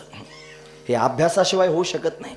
खरा वारकरी तोच आहे ज्याने डोळे बंद केल्याबरोबर ज्याला माऊलींची समाधीच डोळ्यासमोर दिसते. समाधी म्हटलं की त्याच्या डोळ्यासमोर समाधीच प्रगट होते. हे ज्याच्या अंतकरणात ज्यांना अभ्यासानं साठवलेलं आहे तो खऱ्या अर्थानं वारकरी आहे महाराज. त्याच्या वास्तविक पाहता हे चरण त्यांनी चित्तात सहजासहजी राहत नाहीत.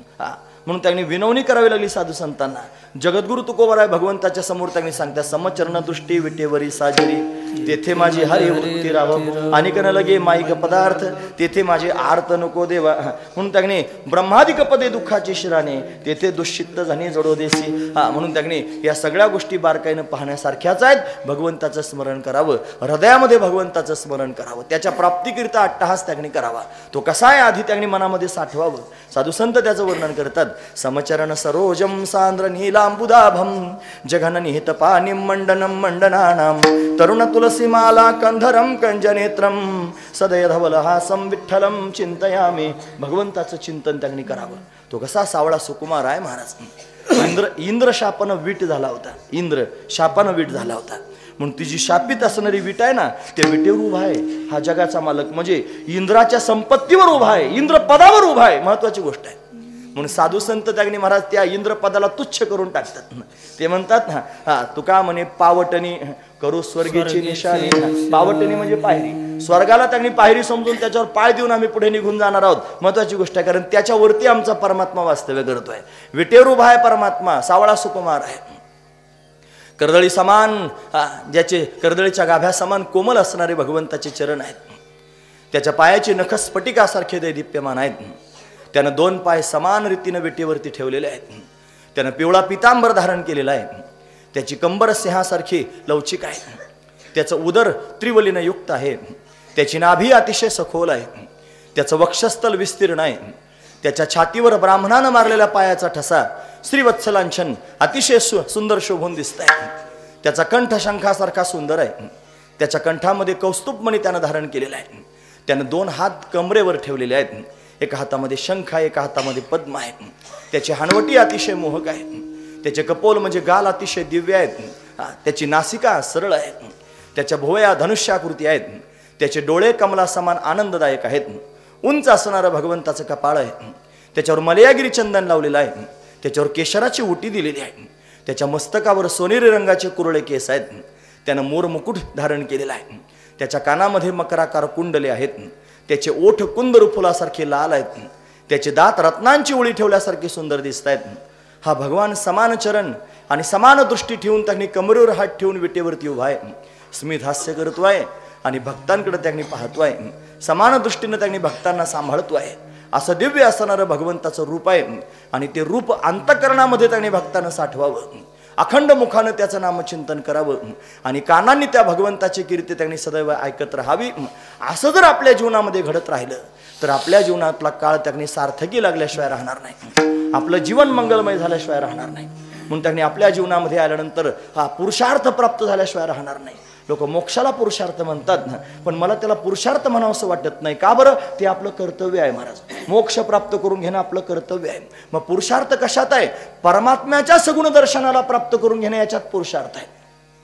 म्हणून हा पुरुषार्थ साधू संतांनी केला. हा पुरुषार्थ त्यांना साधला. त्यांनी भगवंताचं प्रत्यक्ष दर्शन प्राप्त करून घेतलं आणि त्या दर्शनानं स्वतःचं जीवन कृतार्थ करून टाकलं. महत्वाची गोष्ट आहे. म्हणून वारकऱ्यांना अंतकरणामध्ये त्यांनी भगवंताचं असं ध्यान करत जावं. चरणांपासून मुखारविंदापर्यंत अखंड भगवंताचं ध्यान करावं आणि आपली योग्यता पाहून तिथं थांबावं. जरा खालचा शब्द वापरतो, आपली लायकी पाहून थांबावं. माझी लायकी किती आहे सांगू का मी तुम्हाला? फक्त त्याच्या पायांकडे पाहणे इतकीच माझी लायकी आहे. मी वर तोंड करून त्याच्या डोळ्यात डोळे घालून पाहू शकत नाही. का? खरकट आहे ना हो मी. माझं जीवनच खरकट आहे. ज्याच्यामध्ये काम भरलेलं आहे, क्रोध भरलेला आहे, लोभ भरलेला आहे, मोह भरलेला आहे, मद भरलेला आहे, मत्सर भरलेला आहे, दंभ भरलेला आहे, द्वेष भरलेला आहे. या सगळ्या गोष्टी कुठून कुठून माझ्या जीवनात भरलेल्या आहेत. कोणत्या तोंडानं त्याच्याकडे पाहू? डोळे वर करून पाहता येत नाही ना. माझी लायकी फक्त त्याचे पाय पाहण्याचीच आहे. म्हणून त्याग्नी महाराज या सगळ्या दोषांना त्याच्या समोर प्रगट करत, माझे मज कळो येते अवगुण, काय करू मन अनावर, आता आड उभा राहे नारायणा, दया सिंधुपणा साच करे, वाचावदे परी करणे कठीण, इंद्रिया अधीन झालो देवा, तुका म्हणे तुझा जैसा तैसा दास, न धरी उदास माय बापा. असं म्हणत भगवंताच्या चरणांचं ध्यान त्याने करत राहावं. मुखानं त्याची गुणांवाद त्याने गात राहावेत आणि कानाने त्याची कीर्ती त्याने ऐकत राहावी. एक दिवस त्याच्या मनात येईल की हा त्याने कसाही असला तरी माझा त्याने भक्त आहे, हा कसाही असला तरी माझं चिंतन करतोय, याला सांभाळलं पाहिजे, त्याचा परिणाम काय होईल तो परमात्मा मला सांभाळण्याकरिता येईल याची मला शाश्वती वाटते. महत्वाची गोष्ट आहे. म्हणून शाश्वतीने या सगळ्या गोष्टी मी तुमच्या समोर सांगतोय. म्हणून त्यांनी साधना निरोबराने सांगितली हीच आहे ती नामवाचे श्रवणी कीर्ती पावले चित्ती समान. अशी साधना ज्यांनी ज्यांनी केली ते श्रेष्ठ ठरले. नवे नवे सगळ्या जगाला खाणारा हा काळ, तो त्यागणी महाराज त्यांच्या समोर गुलाम म्हणून उभा राहिला. काळ गुलाम सलाम घरी तुकया घरी राबत असे, तो तुकोबारांच्या घरी राबतोय. महाराज म्हणतात जगा काळ खाय जगा काळ खाय जगा काळ खाय जगा काळ. आम्ही माथा दिला पाय, आम्ही माथा दिला माथा दिला पाय, आम्ही माथा दिला पाय, आम्ही जगा काळ खाय, आम्ही माथा दिला पाय, आम्ही माथा दिला पाय, आम्ही माथा दिला पाय. जगा काळ खाय, आम्ही माथा दिला पाय, आम्ही माथा दिला पाय,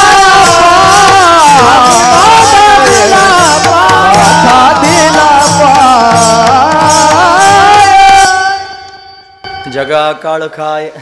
सगळ्या जगाला काळ खातो, आम्ही मात्र त्यांनी काळाच्या मस्तकावर पाय देतो. कशाचं सामर्थ्य आहे महाराज? कशामुळे हे सगळे त्यांनी घडत असेल? भगवंताच्या नामानं घडतं. म्हणून त्यांनी काळाला सुद्धा त्यांनी मारता येतं, मार देता येतो. महाराज वर्णन करून सांगतात. काय कशानं मार देता येईल काळाला? भाता भरा हरी आराम भाता भरा राम स्मरे भाता भरा राम स्मरे कामने काळ हाना तोंडावरी भाता भरा हरी राम मारे भाता भरा तुका म्हणे काळ हाना तोंडावरी भाता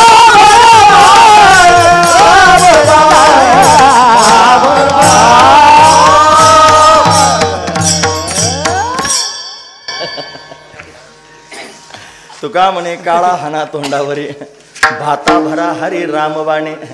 भाता म्हणजे काय माहितीये? तर्कस पण म्हणतात त्याला. जे क्षत्रिय असतो ना, युद्ध करायला चाललं की हातात धनुष्य घेऊन त्याच्या पाठीवर जे असतं की नाही बाण ठेवण्याकरिता, त्याला भाताही म्हणतात, तर्कसही म्हणतात. तो भाता भरून ठेवा. कशानं?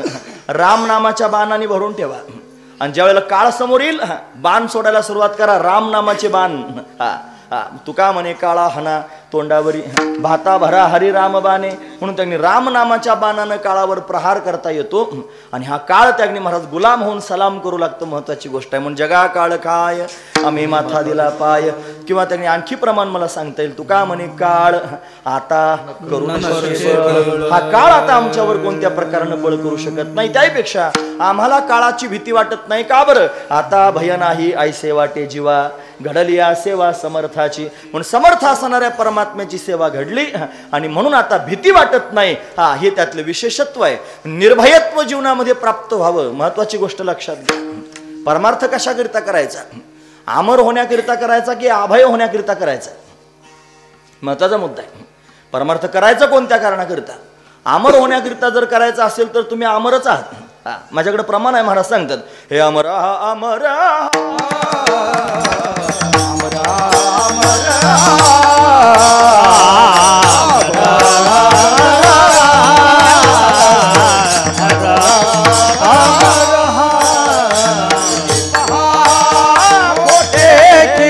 खरे की पा कोटे नमना देह माझा ऐसा,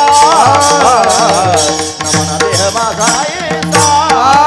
खरे की पा खरे की पहार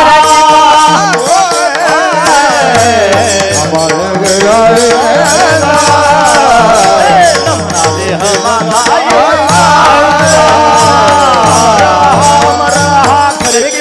खोटे के ओ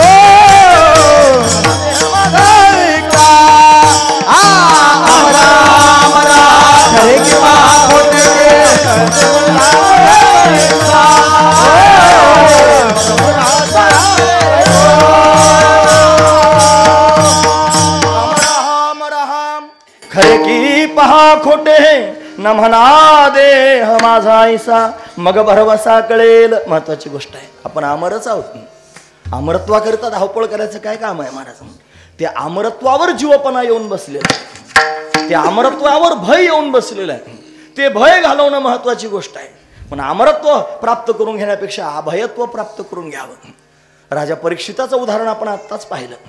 त्या परीक्षिताला पहा, त्यांनी महाराज कथा सांगण्याकरिता शुकाचार्य आले. महाराज म्हणतात ना, परीक्षिते कथा वक्तुम सभायां संस्थिते शुके सुधा कुंभ गृहस्थैव देवास्तत्र समागमन.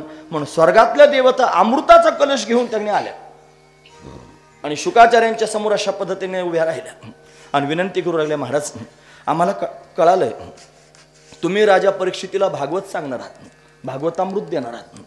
आम्हाला असं वाटतं राजाचं मरण जवळ आलेलं आहे ना, आम्ही अमृत घेऊन आणलं, हे अमृत तुम्ही राजाला द्या.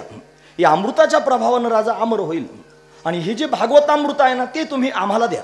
म्हणजे आदला बदली करा. आदला बदली करायची. आदला बदली करणं म्हणजे संसाठी करणं म्हणजे आदला बदली करणं. आपण म्हणतो की नाही अभंगामध्ये आपुले संसाठी करून ठेला, संसाठीच म्हणलं पाहिजे बरं महाराज. नाही तर लोक म्हणतात आपल्या सेवेसाठी करून ठेला. काय सेवेसाठी केला? अभंग म्हणताना सुद्धा त्यांनी डोळसपणानं म्हणला पाहिजे, नाही तर आपल्या सेवेसाठी करून ठेवला. मग तो पांडुरंग आपल्या सेवेकरता करून ठेवला का? महत्वाची गोष्ट आहे. आपल्या संसाठी म्हणजे आदला बदली करणं. म्हणजे काय केलं, मी पांडुरंगाच्या समोर गेलो आणि माझ्या स्वतःला पांडुरंगाच्या समोर समर्पित केलं, देऊन टाकलं. त्याचा परिणाम काय झाला? पांडुरंग माझा झाला, आदला बदली झाली. हे सांगण्याचं तात्पर्य आहे. तसं त्यांनी हे अमृत घ्या आणि भागवत अमृत तुम्ही आम्हाला द्या. शुकाचार्य म्हणले हा प्रश्न माझा नाही. मग तो राजा परीक्षितीचा आहे, त्याला विचारा तुला काय पाहिजे ते सांग. राजा म्हणला, महाराज हे अमृत जर त्याने मी घेतलं तर अमृताच्या प्रभावानं फार तर फार मी अमर होईल. मला अमर व्हायचं नाही. माझ्या ठिकाणी भीती आहे काळाची. मला अभयत्व प्राप्त करून घ्यायचं आहे, अमरत्व नाही. महत्वाची गोष्ट आहे. आणि हे स्वर्गातले देव अमर आहेत, अमरपुरीत राहतात. अमरापुरी, अमरापुरी म्हणतात त्याला. तिथं त्यांनी राहतात. का अमर त्यांना म्हणतात माहिती आहे का आपल्या सर्वांना?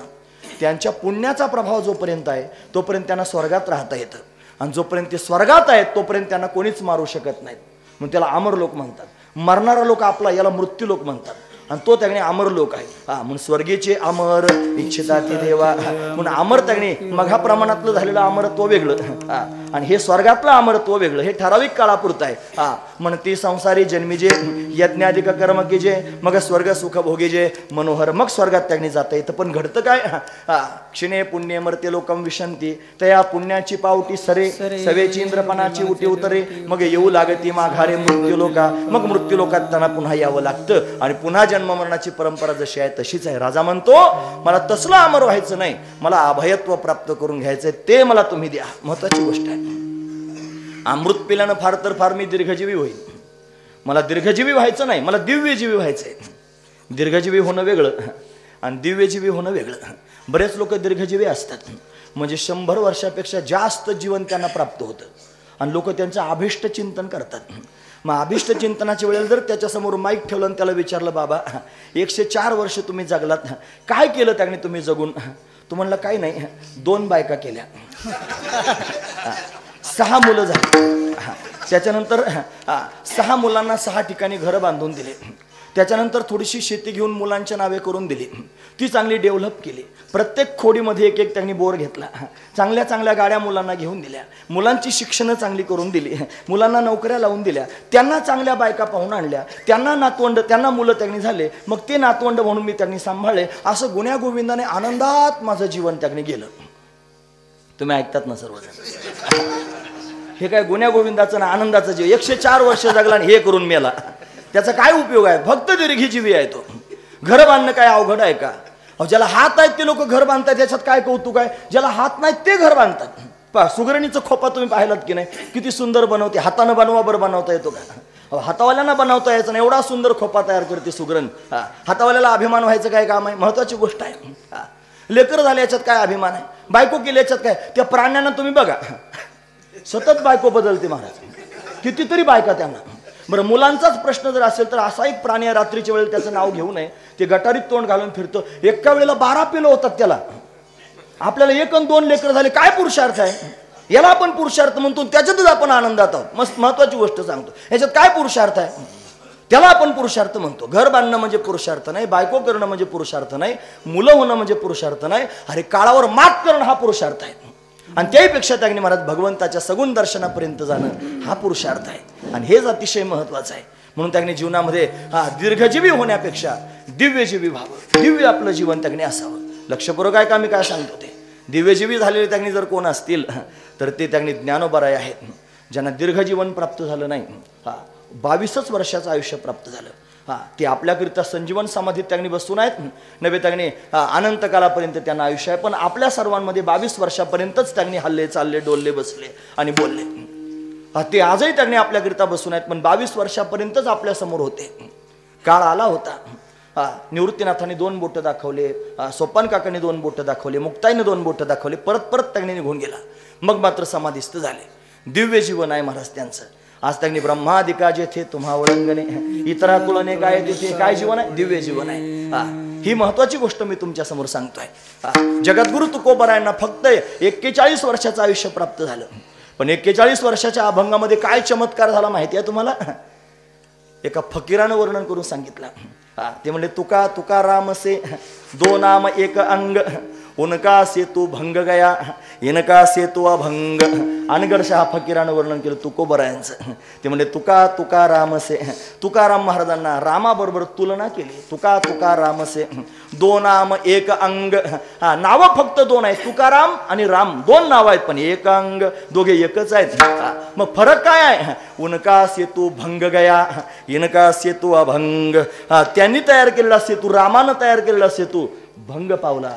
आणि याने जो सेतू तयार केलेला आहे, कशावर सेतू तयार केला? भवसागरावर सेतू तयार केला. केले पायवाट भवनदी भवसिंधूवरून. म्हणून हा सेतू मात्र जगद्गुरु तुकोबरायांचा अभंग आहे. हे त्याकडे महत्वाचं आहे. कशामुळे हे अभंगत्व त्यांना प्राप्त झालं असेल? कशामुळे हे दिव्यत्व त्यांना प्राप्त झालं असेल? कशामुळे काळ त्यांच्या समोर गुलाम होऊन सलाम त्यांनी करत असेल? त्याचं कारण आहे त्यांनी धरला मनी विठ्ठल, मनामध्ये विठ्ठल धारण केला.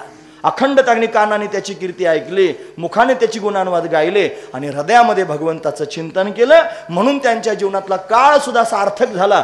काळ सार्थक केला त्यांनी, धरिला म्हणे विठ्ठल, ही स्थिती त्यांना प्राप्त झाली. निळोबराय हेच वर्णन करून सांगतात, त्यांचं जीवन दिव्य आहे, त्यांचं जीवन प्रशंसनीय आहे, त्यांचं जीवन देवादिकांना सुद्धा श्रेष्ठ त्यांनी वाटतं. नवे नवे त्यांनी महाराज त्यांच्याकडे पाहिल्यानंतर मोठ्या मोठ्या लोकांच्या तोंडाला पाणी सुटतं.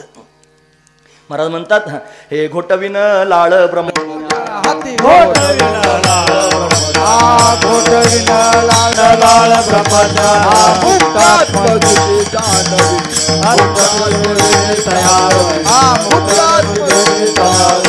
ब्रह्मीभूत काया होत से कीर्तने, ब्रह्मभूत काया होत से कीर्तने, भूत काया होत से कीर्तने, भूत काया होत से कीर्तने.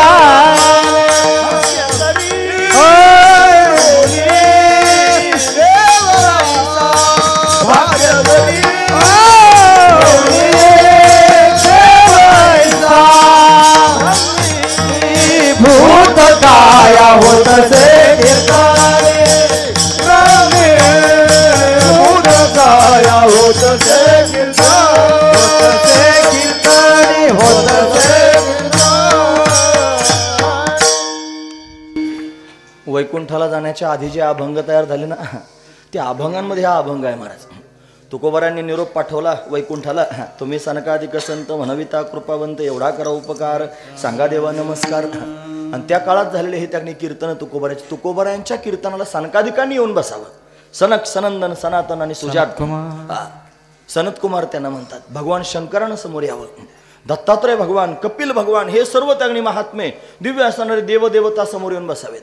त्यांना तुकोबारांनी पाहिलंच एक दिवशी. आणि पाहिल्यानंतर त्यांनी असा उन्माद भक्तीचा तयार झाला आणि त्यांच्या मुखातून सहज शब्द बाहेर पडले. घोटविन लाळ ब्रह्मज्ञान हाती, मुक्ता आत्मस्थिती सांडवीन. लाळ घोटवणं म्हणजे काय? तोंडाला पाणी सोडणं. सुटतं महाराज तोंडाला पाणी बऱ्याच वेळेला. एकदा त्यांनी लग्न व्हायचं होतं आणि त्या पिपाण्या वाजवणारे लोक होते आणि ते नाचणाऱ्या लोकांनी फार गोंधळ घातला होता. काय झालं तुमच्याकडे आहेत काय असू द्या. ते नाचणाऱ्या लोकांनी भयंकर गोंधळ घातला आणि लग्नाला उशीर व्हायला लागला. मग काय करावं सांगून सगळेजण थकले पण थांबेच ना ते नाचणारे लोक. मग काय केलं पाहिजे एका मुलानं त्यांनी युक्ती केली. तुम्हाला मी आत्ता थांबवतो. गायगायनं गेला आणि चिंच घेऊन आला. गाभोळी चिंच होती. गाभोळी टरफल बाजूला केलं आणि गाभोळ्या चिंचेचा आकडा त्यांनी घेतला आणि त्या पिपाणी वाजवणाऱ्या लोकांच्या समोर त्यांनी जिभेवर चाटायला सुरुवात केली. चाटायला सुरुवात केली. ते चाटायला लागल्यानंतर त्यांनी त्या पिपाणीवाल्यांना एवढं त्यांनी काहीतरी झालं त्यांच्या तोंडाला सुटलं पाणी जसं आता तुमच्या तोंडाला सुटलं. फक्त जसं ऐकून सुटतं महाराज पाहिल्यावर काय होईल महत्वाची गोष्ट आहे. एवढं तोंडाला पाणी सुटलं की ते पाणी त्यांनी बाहेर जायला रस्ताच राहिला नाही. आता पिपाणी तोंडात होती ते सगळं पाणी पिपाणीत जाऊन बसलं. पिपाण्या बंदच झाल्या वाजायच्या. ते म्हणायचे वाजवा. ते म्हणायचे वाजत नाही. वाजवा म्हणे वाजत नाही. का बरं त्या पोरांना पहिलं बाजूला काढा म्हणे मग आम्हाला वाजवता येईल. महत्वाची गोष्ट आहे. तोंडाला पाणी सुटलं का असंच आहे महाराज. जगद्गुरु तुकोबरांनी ही साधना केली. काय केलं नामवाचे ही साधना आहे. काय केलं श्रवणी कीर्ती ही साधना आहे. काय केलं पावले चित्ती समान ही साधना आहे. त्यांनी काळ सार्थक करून टाकला. ही दिव्य असणारी साधना केली म्हणून बाकीचे सगळे लोक त्यांच्याकडे पाहू लागले आणि त्यांच्या तोंडाला पाणी सुटू लागलं. प्रतिज्ञाच केली तुकोबाराने घोटविन लाळ ब्रह्मज्ञाने हाती मुक्ता आत्मस्थिती सांडवीन ब्रह्मीभूत काया होतसे कीर्तनी भाग्य तरी ऋणी देवायसा तीर्थ भ्रामकासी आणीन आळस कटु स्वर्गवास करीन भोग सांडवीन तपो निधा अभिमान यज्ञानी दान लाजवीन भक्तिभाग्य सीमा साधीन पुरुषार्थ ब्रह्मीचा जो अर्थ निज ठेवा धन्य म्हणवीन इह लोकी लोका भाग्या मेतुका. सगळ्या लोकांना असं मी म्हणायला लावीन हे तुकोबारांचं जीवन आहे. कशाच्या सामर्थ्यावर हे सगळं त्यांनी झालं असेल. महाराज म्हणतात ब्रह्मीभूत काया होतसे कीर्तनी भाग्य तरी ऋणी देवायसा. कीर्तन केल्यानं हे सगळं त्यांनी झालं. कीर्तनाच्या प्रभावाने या सगळ्या गोष्टी झाल्या. कारण कीर्तनच असं आहे महाराज कीर्तन चांग होय अंग हरिरूप. कीर्तन चांग म्हणजे चांगलं आहे. काय होतं त्यानं होय अंग हरिरूप म्हणून अंग हरिरूप झालं पाहिजे. म्हणून कीर्तनाच्या माध्यमातून त्यांनी अंग हरिरूप होतं. एवढं विशेष साधन भगवंताचं नाम संकीर्तन आहे. मगाच्या कीर्तन आपण पाहिले ना गुण संकीर्तन लीला संकीर्तन क्रीडा संकीर्तन स्वरूप संकीर्तन आणि नाम संकीर्तन हे सगळे संकीर्तनच आहेत महाराज. म्हणून अखंड नाम संकीर्तन जर आपण केलं तर या नाम संकीर्तनाच्या प्रभावानं काया ब्रह्मरूप होऊ शकते. या अखंड हरिनाम चिंतनानं त्यागणी महाराज ब्रह्मीभूत काया त्यागणी होऊ शकते. एवढं सामर्थ्य कायेचा विसर पाडण्याचं सामर्थ्य भगवंताच्या चिंतनामध्ये आहे. म्हणून विसर त्यागणी भगवंताच्या नामानं पडू शकतो. महाराज त्यागणी फार सुंदर प्रमाणे मला तुमच्या समोर सांगता येतील. लुब्धली नादी लागली समाधी मुढ जन नर नारी लोकारे पंडित ज्ञानी योगी महानुभव एकची सिद्ध साधकारे नाचती आनंद कलोळ्य पवित्र गाणी नामावळी रे. फार सुंदर वर्णन आहे महाराज. लुब्धली नादी लागली समाधी मुढ जन नर नारी लोकारे पंडित ज्ञानी योगी महानुभव एकची सिद्ध साधकारे. समाधीच लागते कशानं भगवंताच्या नामचिंतनाच्या प्रभावानं. समाधी स्थिती त्यांनी प्राप्त होऊ शकते. एवढं सामर्थ्य भगवत नामचिंतनाचं आहे. त्या कीर्तनाचं एवढं त्यांनी विशेष असणारं सामर्थ्य आहे. पण आता एवढं सामर्थ्य सांगून पण कशाला म्हणायचं. आमचे भाऊ फार सुंदर सांगायचे. भाऊ म्हणजे वैकुंठवासी पंढरनाथ महाराज देवकर. तुम्ही पाहिलं असेल पांढऱ्या फेट्यावले बाबा जे त्यांनी गुरुजींकडे अध्ययन करण्याकरिता त्यांनी होते. त्यांचं काय महिमा वर्णन करू सांगू. त्यांचं नाव घेतलं तर हृदय भरून येतं महाराज. त्यांच्या तालमीत त्यांनी शिकायची संधी प्राप्त झाली. भगवंतानं कृपा त्यांनी प्राप्त करून दिली. म्हणून मोठी माणसं मोठीच असतात. त्यांचं काय महिमा वर्णन करून सांगावा. असो विठोबा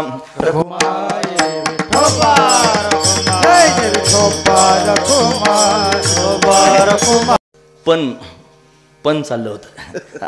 पण महत्वाचे कीर्तन अशीच साधन आहे महाराज. पण हे पण कशा करिता भाऊ म्हणायचे. एक मनुष्य त्यागणी नदीमध्ये पोहून पलीकडच्या काठाला जाण्याकरिता निघाला. तो चांगला पोहणारा होता. तो पोहत पोहत त्यागणी पलीकडच्या काठाच्या जवळ गेला. पण पण या पण किती प्रश्न उभे केले आपल्या मनात. त्यांना गटांगडे तर खाल्ले नसतील ना. तो बुडाला तर नसेल ना. त्याच्या नाका तोंडात पाणी तर गेलं नसेल ना. तो गेला तर नसेल ना. किती प्रश्न उभे राहिले. पण एका पण एवढा घोटाळा घातला महाराज. पण घाबरू नका. त्याचं काही झालं नाही. तो थोडासा धाप लागल्यामुळे जरा थकला पण पलीकडच्या काठाला मात्र गेला. पण एवढे प्रश्न उभे करतो. तसं कीर्तन एवढं श्रेष्ठ साधन आहे, हे सगळं त्यांनी प्राप्त करून देऊ शकतं. पण काय पण आहे हा मध्येच, पण असं आहे, हे कीर्तन केलं पाहिजे, पण कसं केलं पाहिजे, ते दंभ रहित होऊन केलं पाहिजे. दंभ अंतकरणातून टाकून त्यांनी कीर्तन केलं पाहिजे, तेव्हा हे कीर्तन त्यांनी या स्वरूपाला नेऊन प्राप्त करू शकतं. हे त्यांनी श्रेष्ठत्व आहे. मग या साधू संतांनी त्यांनी काळ सार्थक केला, विठ्ठल मनामध्ये त्यांनी धरला, मुखानं नामचिंतन, कानानं भगवंताची कीर्ती श्रवण केली, मनामध्ये विठ्ठलाचं स्मरण केलं. हे सगळंची सगळं केलं, भगवंताचं कीर्तन करत करत केलं. ते दंभ रहित असणारं कीर्तन त्यांनी केलं, म्हणून त्यांना या स्थितीपर्यंत जाता आलं. हेच निळोबराय आपल्या समोर वर्णन करून सांगतात अभंगाच्या 3ऱ्या चरणामधून. कीर्तनाचा समारंभ निरतंभ सर्वथान काळ सार्थक केला त्याने, काळ सार्थक केला.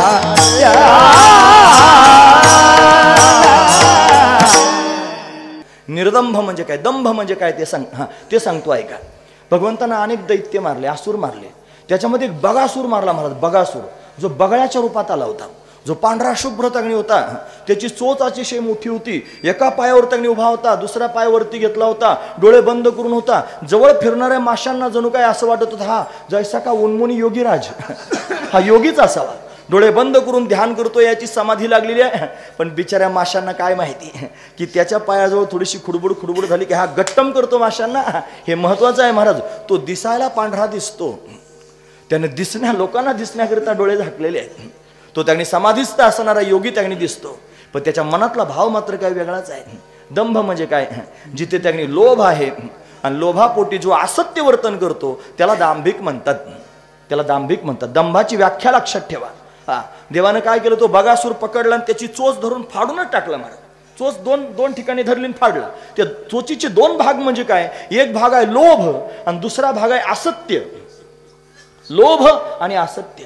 लोभापोटी लोकांच्या समोर खोटं वागणं याला दांभिकता म्हणतात. परत सांगू, लोभापोटी कशाचा लोभ, एकतर धनाचा नाहीतर मानाचा. धनाचा आणि मानाचा लोभ पोटामध्ये ठेवून लोकांच्या समोर त्यांनी असत्य वर्तन करणं याचं नाव आहे दांभिकता. महत्वाची गोष्ट आहे.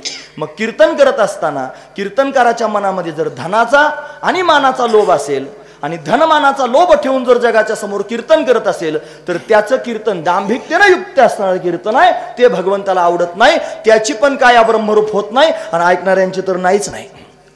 महत्वाचा विचार सांगतोय. म्हणून त्यांनी दांभिकता रहित भगवंताचं कीर्तन केलं पाहिजे.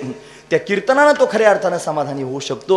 म्हणून त्यांनी भाग्यवंता हेची काम मापी नाम वैखरी आनंदाची पुष्टी अंगी श्रोते संगी उद्धरती पिकले तया खाणे किती पंगतीशी सुकाळ तुका करी प्रणिपात दंडवत आचार्या. जगद्गुरु शंकराचार्यांची ही स्थिती आहे. काळ सार्थक केला त्यांनी धरला म्हणे विठ्ठल पहा महायोग पिठे तटे भीमरथ्याम वरम पुंडरी काय दातुम मुनिंद्रे समागत्य तिष्ठंतमानंद कंदम परब्रह्मलिंगम भजे पांडुरंगम.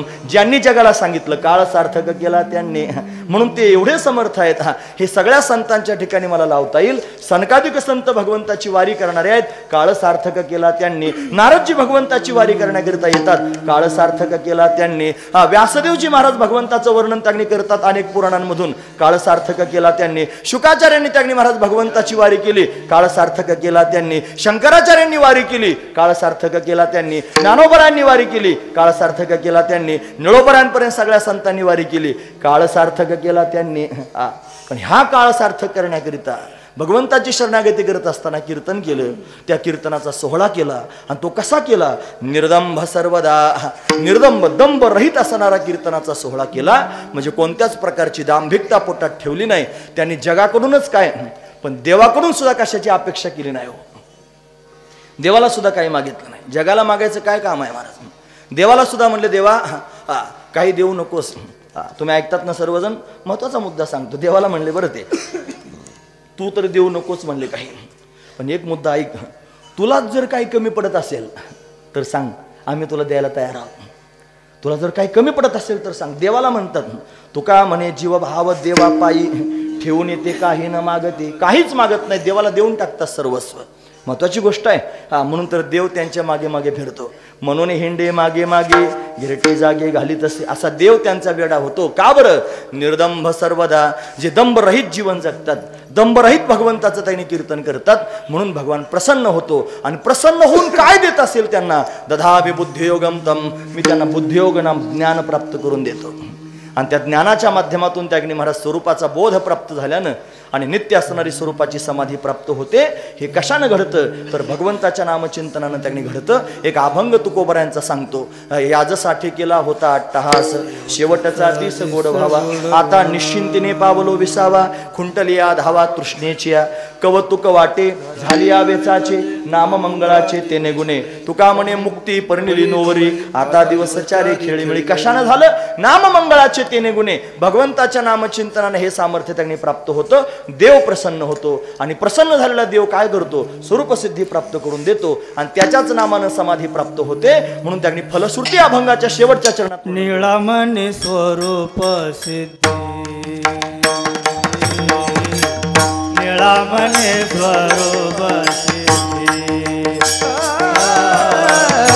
निळामने स्वरूप सिद्धी, निळामने स्वरूप सिद्धी, निळामने स्वरूप सिद्धी, निळामने स्वरूप, निळामने स्वरूप सिद्धी, निळामने स्वरूप सिद्धी, नित्य समाधी हरिच्या नामे, नित्य समाधी हरिच्या नामे, काळ साधक केला त्याने, काळ साधक केला. तुका म्हणे नये जाणीव अंतरा, आणि अंतर या थारा आनंदाचा. आनंद हृदयात भरून राहतो आणि कशाचीच जाणीव शिल्लक राहत नाही. हीच स्वरूप सिद्धी आहे आणि हीच समाधी आहे हरिनामाची. हे निळा म्हणे स्वरूप सिद्धी, नित्य समाधी हरिनामी. पण अशी जर साधना आपण वारकरी संप्रदायाची जीवनामध्ये अवलंबन केली तर स्वरूपाची सिद्धी त्यांनी परमात्मा आपल्याला प्राप्त करून देईन. आणि त्याच्या नामचिंतनाने नित्य समाधी त्यांनी हरिनामानं प्राप्त होईल. या स्थितीपर्यंत सर्वांना त्यांनी अशा पद्धतीने जाता येऊ शकतं. भगवंताचं चिंतन आपण जर सर्वांनी केलं तर आपल्या जीवनातला काळ सार्थक होईल. मनामध्ये विठ्ठलाला धरून ठेवावं. स्वरूपाची सिद्धी प्राप्त होऊन नित्य समाधी त्यांनी प्राप्त होऊ शकते. महाराज, अशी त्यांनी समाधी कोणाकोणाला प्राप्त झाली असेल? मोठ्या प्रेमानं त्यांचं चिंतन तुम्ही आम्हाला सांगा. सांगू का? हे ज्ञानेश्वर ज्ञानेश्वर